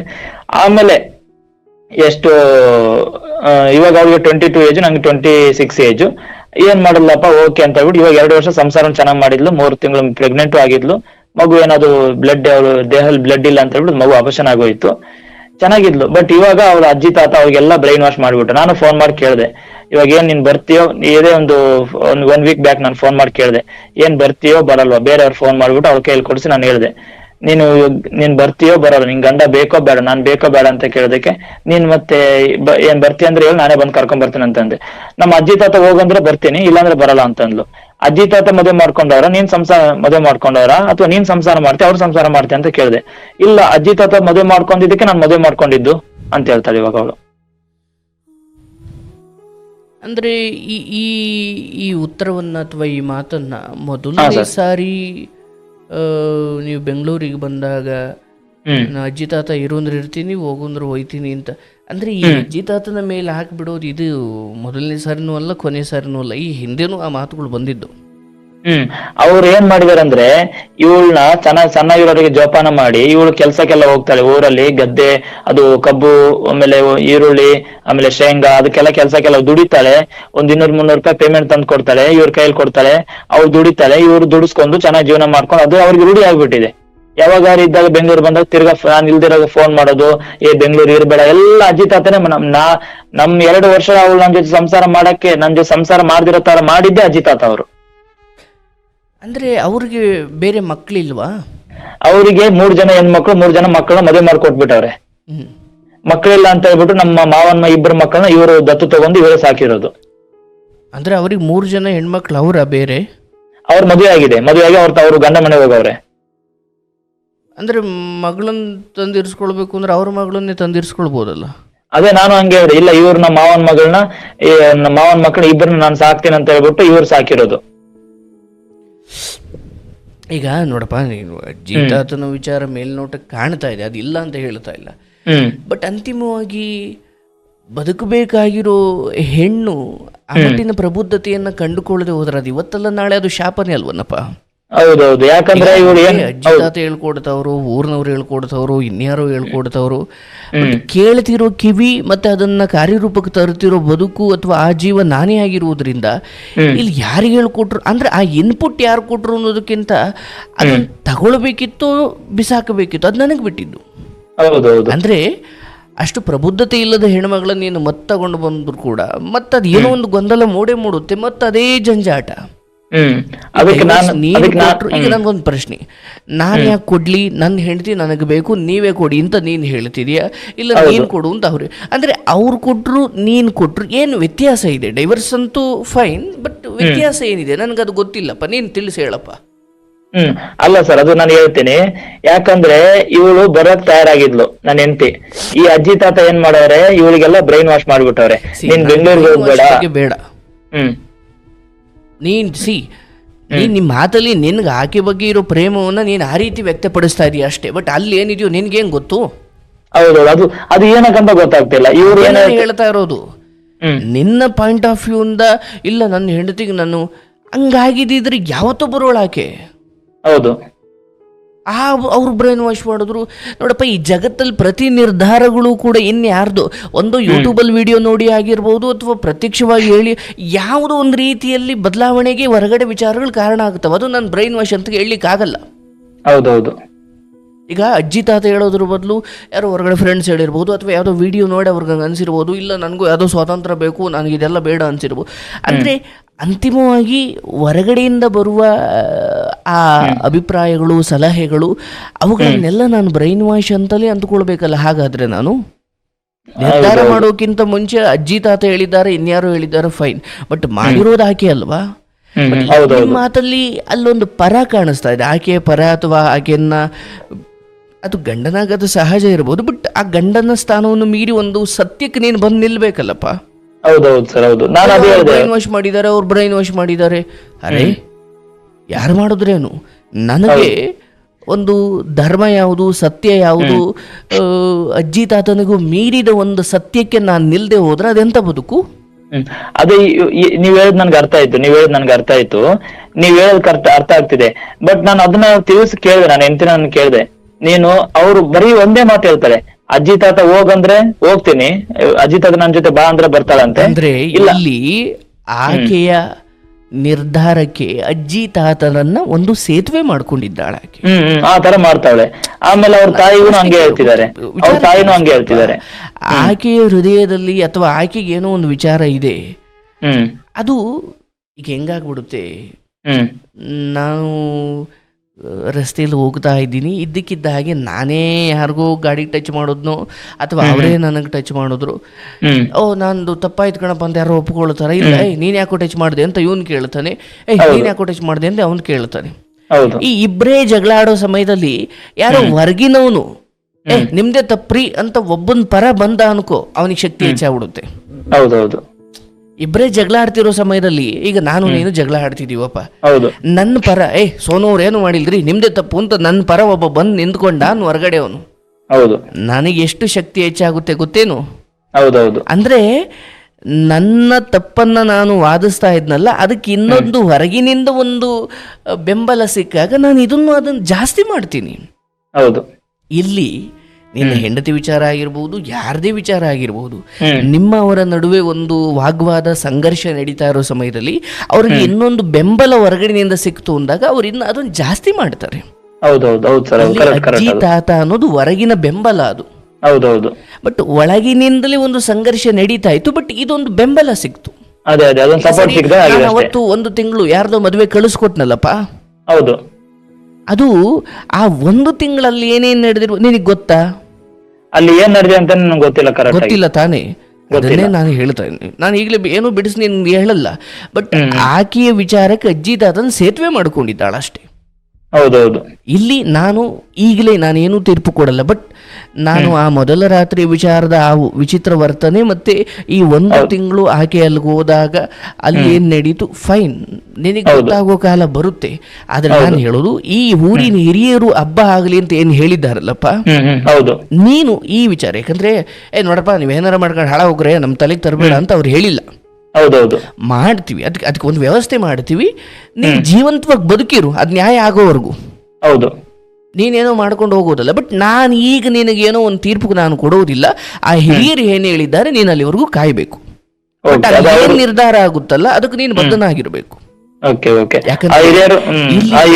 ನೀನು ವಿಷ ಕುಡ್ದು ಇನ್ನೇನೋ ಮಾಡ್ಕೊಂಡು, ನೋಡಪ್ಪ, ತಾಯಿ ಪ್ರೀತಿ ಸಿಗದೆ ಹೋದ್ರು, ನಿನಗೆ ಆಸ್ತಿ ಅಂತಸ್ತು ಸಿಗದೆ ಹೋದ್ರು, ಈ ಹೆಂಡತಿಯ ಪ್ರೀತಿ ನಿನಗೆ ಸಿಗದೆ ಹೋದ್ರು, ಬದುಕು ಇದೆಲ್ಲದಕ್ಕಿಂತ ಮೇಲಾದದ್ದು. ಈ ಬದುಕು ಒಂದು ಅವಕಾಶ. ಈ ಅವಕಾಶದಲ್ಲಿ ಅಥವಾ ಈ ಒಂದು ಅವಕಾಶದ ಈ ಪ್ರಯಾಣದಲ್ಲಿ ಯಾರೋ ಬರ್ತಾರೆ, ಒಂದಷ್ಟು ದಿನ ಇರ್ತಾರೆ, ಹೋಗ್ತಾರೆ.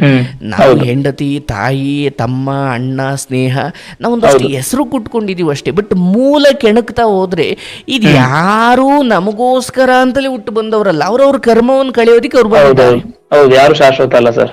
ಅಂದ್ರೆ ಅವ್ರು ಎಷ್ಟು ದಿನ ಇರಬೇಕು ಅದನ್ನು ಮೀರಿ ನಾನು ಒಂದು ಗಳಿಗೆ ಕೂಡ ಅವ್ರನ್ನ ಇರಿಸ್ಕೊಳಕ್ ಆಗಲ್ಲ.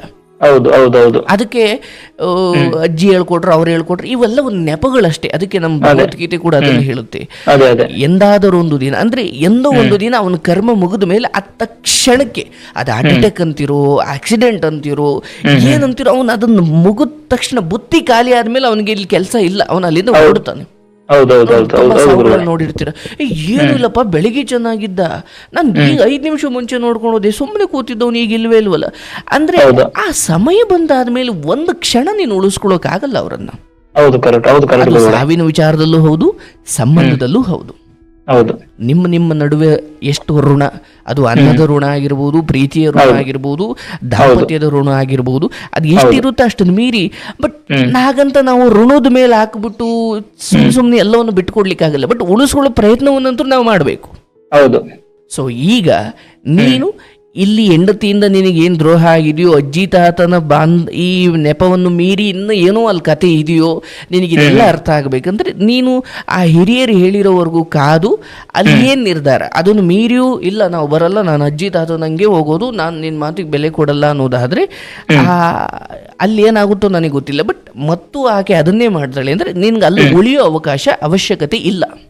Okay sir. ಹಂಗಾರೆ ಅದನ್ನು ಮೀರಿ ಈಗ ಇಲ್ಲ, ಬಾ ನೀನು ಹಿರಿಯರು ಏನೋ ಒಂದು ತೀರ್ಪು ಕೊಟ್ಟ ಆದ್ಮೇಲೂ ನೀನು ಬಾ ನೀನು ಅನ್ಬೋದು. ಬಟ್ ನಿಜ ಹೇಳ್ಬೇಕಂದ್ರೆ ಸಂಬಂಧಗಳನ್ನ ನಾವು ಹಾಕಿ ಕರೆಯೋದಲ್ಲ.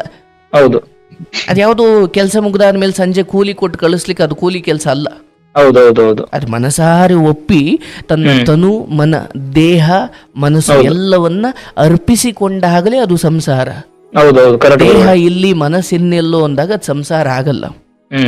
ಹಾಗಾಗಿ ಈಗ ನಾನೊಂದು ಸೂಕ್ಷ್ಮ ಅಂತೂ ಕೊಟ್ಟಿದ್ದೀನಿ.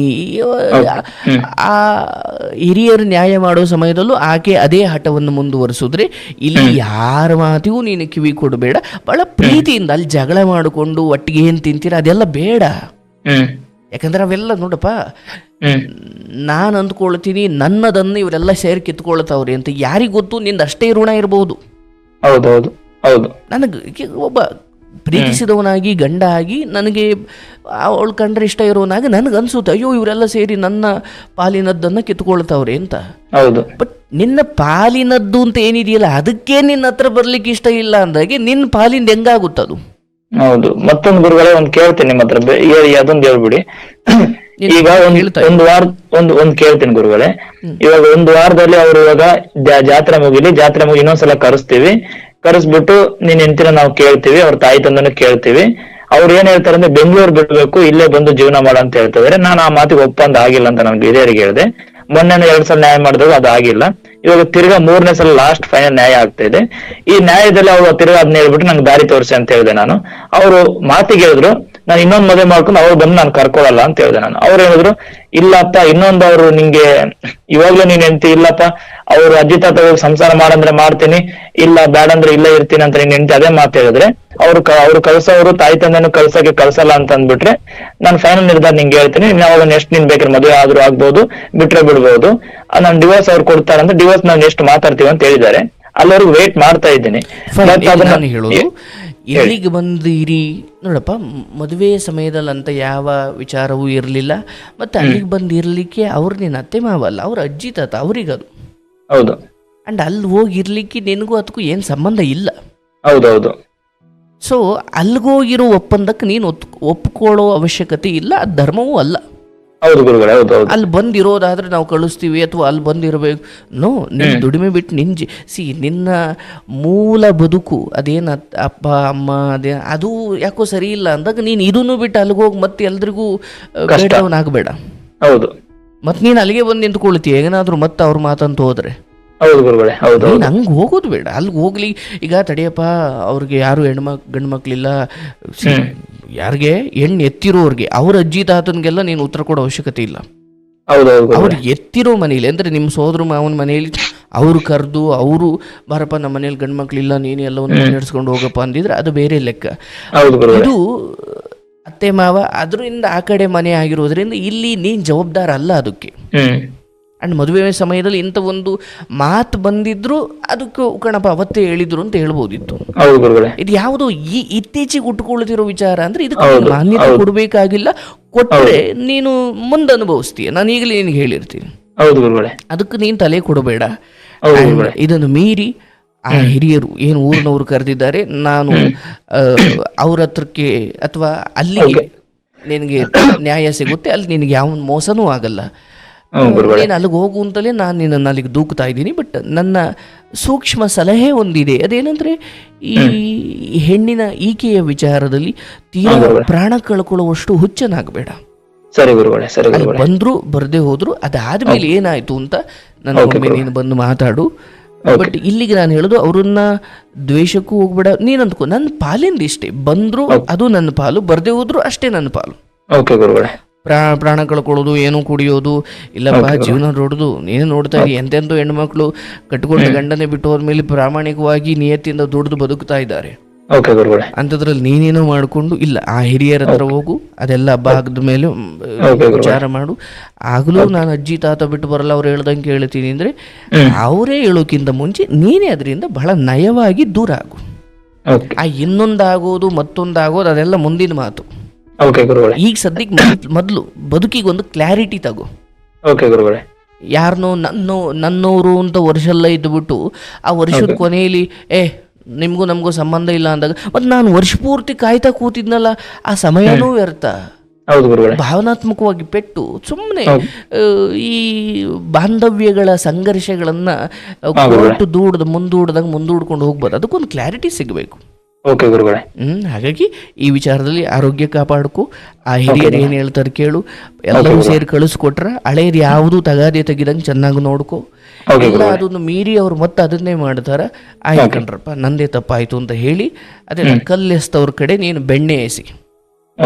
ಇವಾಗ ನಾನು ಅವ್ರು ಡಿವೋರ್ಸ್ ಕೊಡ, ನನಗೆ ಡಿವೋರ್ಸ್ ಕೊಡ ಅಂತಂದ್ರೆ ನಾನು ಅದಕ್ಕೆ ನಾನು ಒಪ್ಪಂದ ಆಗೋದು ಬೇಡ. ಅವ್ರು ಡಿವೋರ್ಸ್ ಕೊಡ್ಲಿಲ್ಲ ಅಂದ್ರೆ ಬಿಟ್ಟು ಬಿಡ್ಲ ಗುರುಗಳು ನಾನು ಅಲ್ಲಿಗೆ? ಅಲ್ಲ ಸಿ, ಅವ್ರ ಬಾಯಿಂದ ಮತ್ತೆ ನಾನು ಅಜ್ಜಿ ತಾತ ಹೇಳ್ದಂಗೆ ಕೇಳೋದು ಅನ್ನೋ ಮಾತು ಬಂದಾಗ ಅವರೇ ಕೊಡ್ಲಿ ನೀವೇ ಕೊಡ್ಲಿ, ಒಟ್ಟಂಗ ಅಲ್ಲಿ ಮುಗಿಬೇಕದು. ಯಾಕಂದ್ರೆ ನಾನು ಕೊಟ್ರೆ ಜೀವನಾಂಶನೂ ಕೇಳ್ತಾರೆ ಹುಡುಗಿಗೆ. ನಾನು ಆ ವಿಚಾರ ಅದು ಹಿರಿಯರು ಮಾತಾಡ್ಕೊಳ್ತಾರೆ. ಅದನ್ನ ನೀನ್ ನಷ್ಟ ಮಾಡ್ಕೊಳಕ್ ಹೋಗ್ಬೇಡ. ಜುಟ್ಟು ಹಿಡ್ದು ಆಚೆ ಹಾಕಿದ್ರೆ ಅದು ನಿನಗೆ ಕೊಡೋ, ಯಾಕೋ ಮದುವೆ ಆಗಿದೆಯಲ್ಲ ಕೊಡೋ ಅಂತ ನಾನೇ ಹೇಳ್ತಾ ಇದ್ದೆ. ಹೌದು, ಇದೊಂದು ವ್ಯತ್ಯಾಸ ನನಗೆ ಈಗ ನಿಮ್ಮ ಮಾತಿಂದ ಅರ್ಥ ಆಯ್ತು.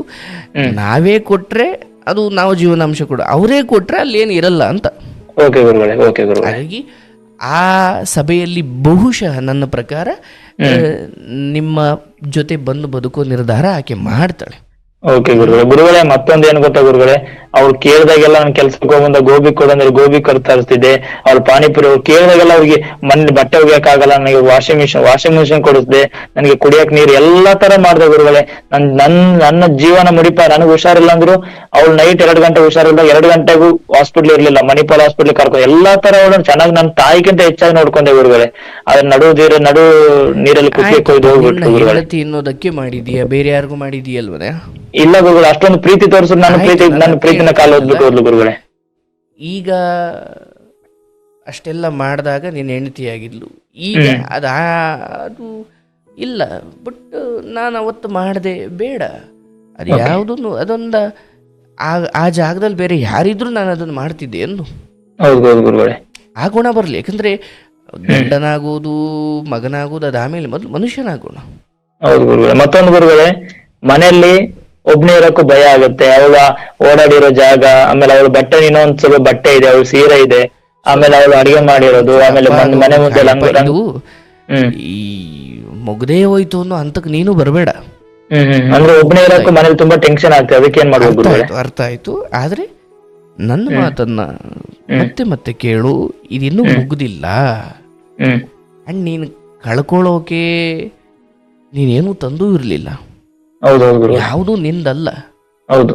ಎಲ್ಲೋ ಮನೆ ಬಿಟ್ಟು ಬಂದೆ, ಇಲ್ಲಾರೋ ಈ ಹೆಣ್ಣು ಕೊಟ್ರು, ಮತ್ತೆ ಯಾರೋ ಮಾತು ಕೊಟ್ರು, ಮತ್ ಬಂದ್ರು, ಮತ್ ಸಂತೋಷ ಆಯ್ತು, ಮತ್ ದುಃಖ ಆಯ್ತು, ಇದೇನೋ ನಡೀತಾ ಇದೆ. ಇದೆಲ್ಲ ಚಕ್ರ ಇದು. ಮತ್ತೆ ಹಾಗೆ ಒಪ್ಕೊಂಡು ಬಂದರೂ ಕೂಡ ಅದ್ರ ಏನೋ ಒಂದು ಈಗೆಲ್ಲ ಸರಿ ಹೋಯ್ತು ಅನ್ನೋ ಕಾಲ ಯಾವತ್ತೂ ಇಲ್ಲಪ್ಪ. ಮತ್ತೇನೋ ಒಂದು ಸಮಸ್ಯೆ ಬಂದೇ ಬರುತ್ತೆ. ಇಲ್ಲದೆ ಇದ್ರು ಒಂದು ಸಮಸ್ಯೆ, ಇದ್ರು ಒಂದು ಸಮಸ್ಯೆ. ಹಾಗಾಗಿ ಅಲ್ಲಿ ಅವ್ರು ನ್ಯಾಯ ಮಾಡೋವರೆಗೂ ನಾನು ಇದ್ರ ಬಗ್ಗೆ ಏನೂ ಹೇಳಲ್ಲ. ಬಟ್ ಬರ್ತಾರೆ, ಅವ್ರನ್ನ ಬಂದ್ರೆ ನೀನು ಕರ್ಕೊಳ್ಬೇಕು, ಇಷ್ಟೇ ಮಾತು. ಆದರೆ ಅವರು ಮತ್ತೆ ಅದೇ ರಾಗ ಮತ್ತೆ ಅದೇ ಹಾಡು ಹೇಳಿದ್ರ ಹಿರಿಯರಿಗೆ ಒಪ್ಸಿ ಅದು ಕೊನೆ ಪಂಚಾಯಿತಿ ಆಗಬೇಕು. ಮತ್ತೆ ಅದೇ ಅದೇ ಅದೇ ಆದ್ರೆ ಅವ್ರಿಗೂ ಬೇಜಾರಾಗ್ಬಿಡುತ್ತೆ. ಅಲ್ಲೊಂದು ಕ್ಲಾರಿಟಿ ತಗೊಂಡೆ ನೀನು ಆಚೆ ಬರಬೇಕು. ಕಳ್ಸಲ್ಲ, ಡಿವೋರ್ಸ್ ಕೊಡಲ್ಲ ಅಂದ್ಮೇಲೆ ನಾನು ಮುಂದೆ ನಾನು ನೋಡ್ಕೋತೀನಿ ಅಂತ ಅವ್ರಿಗೆ ಹೇಳ್ಬಿಡ್ತಿದ್ದೆ. ಆಯ್ತು. ಅದೇ ಆ ಸಮಯದಲ್ಲಿ ನೀನೇನೇ ಹೇಳೋದಿದ್ರು ಹಿರಿಯರ ಮುಂದೆ ಹೇಳೋ. ಅದು ಯಾವತ್ತೂ ಕೂಡ ಅದು 4 ಜನರ ಮುಂದೆ. ಅದರಲ್ಲಿ ಯಾರೋ ಒಬ್ಬ ಧರ್ಮವಂತ ಇರ್ತಾನೆ, ಅವನು ಮುಂದೆ ಅವನು ಸಾಕ್ಷಿಯಾಗಿ ನಿಲ್ತಾನೆ. ಯಾವ್ದನ್ನು ಮುಚ್ಚಿಡ್ಬೇಡ, ಆರೋಗ್ಯ ಚೆನ್ನಾಗಿ ನೋಡ್ಕೊ, ಬದುಕಿರು. ಒಳ್ಳೆ ನಡೆಯುತ್ತೆ, ಅದನ್ನ ನೋಡ್ಲಿಕ್ಕೆ ಬದುಕಿರ್ಬೇಕು. ಓಕೆ ಗುರುಗಳೇ, ನಿಮ್ನ ಮೀಟ್ ಮಾಡ್ಬೇಕಂತ ತುಂಬಾ ಸಲ ಅನ್ಕೊಂಡಿದ್ದೆ. ಬಟ್ ಬೆಂಗಳೂರಲ್ಲಿ ಎಲ್ಲ ಅಂತ ನಾನು ಬಂದು ಮೀಟ್ ಮಾಡ್ತಿದ್ದೆ. ನನ್ನ ಕೈಲಾದಷ್ಟು ನಾನು ಒಂದು 30 ಸಾವಿರ ದುಡಿತೀನಿ. ನನ್ನ ಕೈಲಾದಷ್ಟು ನಿಮ್ ದೇವಸ್ಥಾನಕ್ಕೆ ಒಂದ್ ಸ್ವಲ್ಪ, ನಿಮ್ ಆಶ್ರಮಕ್ಕೆ ಸ್ವಲ್ಪ ಸಹಾಯ ಮಾಡ್ಬೋದು ಗುರುಗಳೇ. ಏನ್ ಬದುಕು ಚೆನ್ನಾಗಿ ಆಗಿಲ್ಲಪ್ಪ, ಅದೆಲ್ಲ ಆದ್ಮೇಲೆ ನಾನು ನಿಮ್ಮನ್ನ ಖಂಡಿತ ಕರೆಸ್ಕೊಳ್ತೀನಿ. ಅಂಡ್ ಇದೆಲ್ಲ ಆದ್ಮೇಲೆ ಒಂದ್ಸರಿ ಫೋನ್ ಮಾಡಪ್ಪ, ನಾನು ಮಾತಾಡ್ತೀನಿ. ಓಕೆ ಗುರುಗಳೇ, ಇನ್ನೊಂದು ವಿಷಯ, ಇವಾಗ ಒಬ್ನೇ ಇದ್ದಾಗ ತುಂಬಾ ಮನ್ಸಿಗೆ ನೋವಾಗುತ್ತೆ, ತುಂಬಾ ಮನ್ಸಿಗೆ ಕಾಡುತ್ತೆ, ಆಮೇಲೆ ಬದುಕಕ್ ಮನ್ಸಿಗೆ ಆತರ ಅಂತ ಸಿಚುವೇಶನ್ ಒಬ್ನೇ ರೂಮಲ್ಲಿ ಹೆಂಗೆ ಸ್ವಲ್ಪ ಧೈರ್ಯ ತಗೊಳ್ಳಿ ಗುರುಗಳೇ? ರೂಮಲ್ಲಿ ಮನೇಲಿ ಒಬ್ನೇ ಇದ್ದಾಗ ಸಹಜವಾಗಿ ಮನಸ್ಸು, ನೀವು ಸಂಸಾರದಲ್ಲಿ ಇರ್ತಕ್ಕಂಥವ್ರಾಗಿರೋದ್ರಿಂದ ನಾನು ಹೇಳೋದು, ನಾಯಿಗೆ ಅನ್ನ ಹುಟ್ಟಿಸ್ಕೊಂಡು ತಿನ್ನೋದು ಮತ್ತೆ ಲೈಂಗಿಕತೆ ಇವೆರಡು ಬಿಟ್ಟು ಬ್ಯಾಂಕಲ್ಲಿ ದುಡ್ಡು ಇಕ್ಬೇಕು ಅಂತ ಏನಾದ್ರು ಚಿಂತೆ ಬರ್ಲಿಕ್ಕೆ ಸಾಧ್ಯನಾ? ಹೌದಲ್ಲಪ್ಪ. ನಾನು ಅದನ್ನೇ ಬದುಕು ಅಂದ್ಕೊಂಡು ಬದುಕ್ತಿರೋ, ಅದನ್ನ ಬಿಟ್ಟು ಬೇರೆ ಏನೂ ಬರಲ್ಲ. ಬಟ್ ಇಲ್ಲ, ಅದನ್ನ ಬಿಟ್ಟು ಜೀವನ ಬೇರೆ ಇದೆ ಅಂತ ನಾನು ಸ್ವಲ್ಪ ನನ್ನ ಆಲೋಚನಾ ಶಕ್ತಿಯನ್ನು ವಿಸ್ತಾರಗೊಳಿಸಿದಾಗ ಏನೇನೋ ಬರ್ತವೆ. ಇವೆಲ್ಲ ಚಿಲ್ಲರೆ ವಿಷಯಗಳನ್ನ ಬಿಟ್ಟು ನಾನು ಬರ್ಬೋದು. ಅದನ್ನ ಬಿಟ್ಟು ನೀವು ಅಲ್ಲೇ ಕೂತ್ಕೊಂಡಿದ್ರೆ ಯಾವುದು ಆಗಬಾರ್ದು. ನೀವು ಒಂಟಿಯಾಗಿದ್ದಾಗ ಆ ಯೋಚನೆ ಬರ್ದೇ ರೀತಿ ತಡೆಯೋಕ್ಕಾಗಲ್ಲ.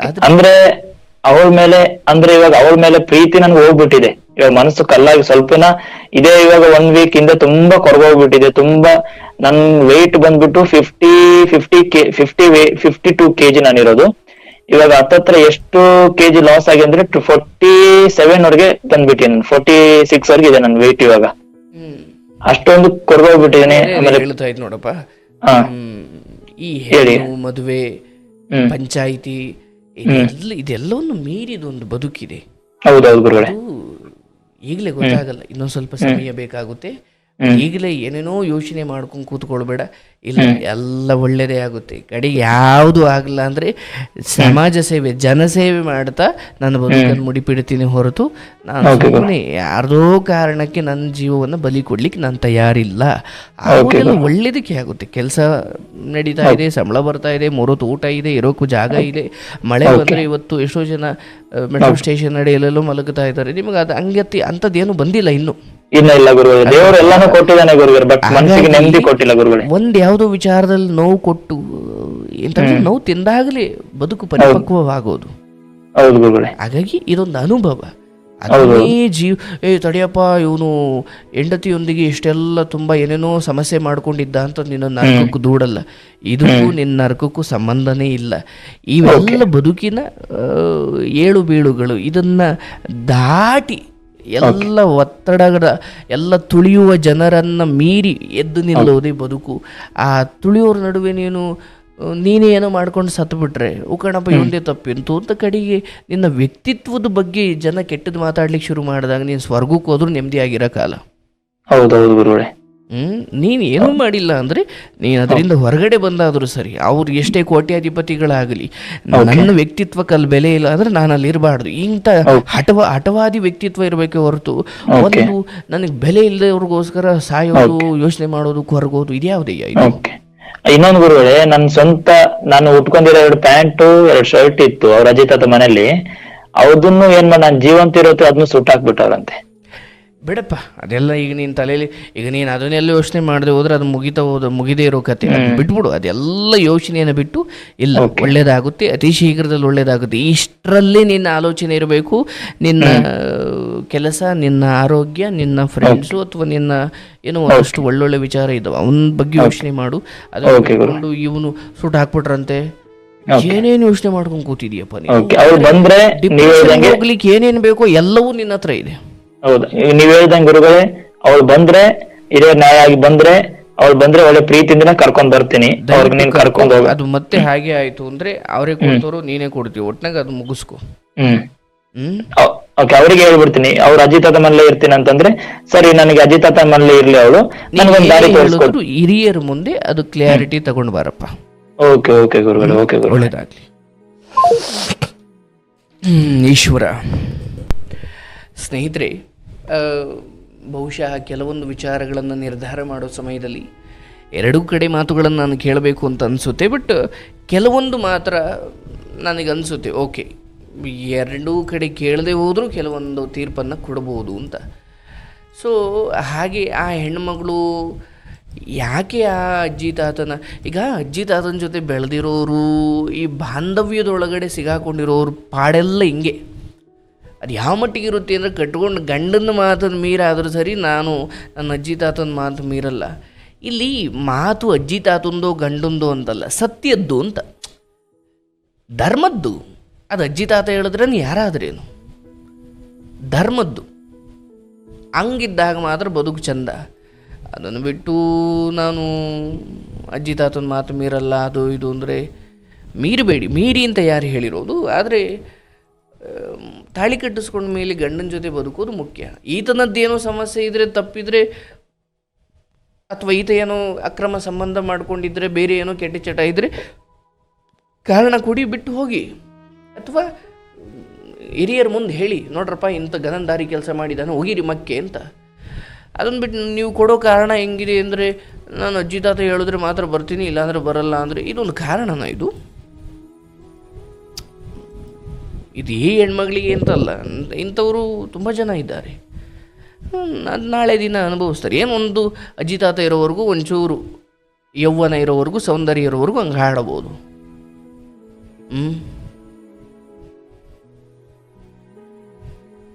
10-20 ವರ್ಷ ಇನ್ನೊಬ್ಬರಿಗೆ ಕಣ್ಣೀರು ಹಾಕಿಸಿ ಚೆಂದಾಗಿರ್ತೀರಾ ಇರಿ.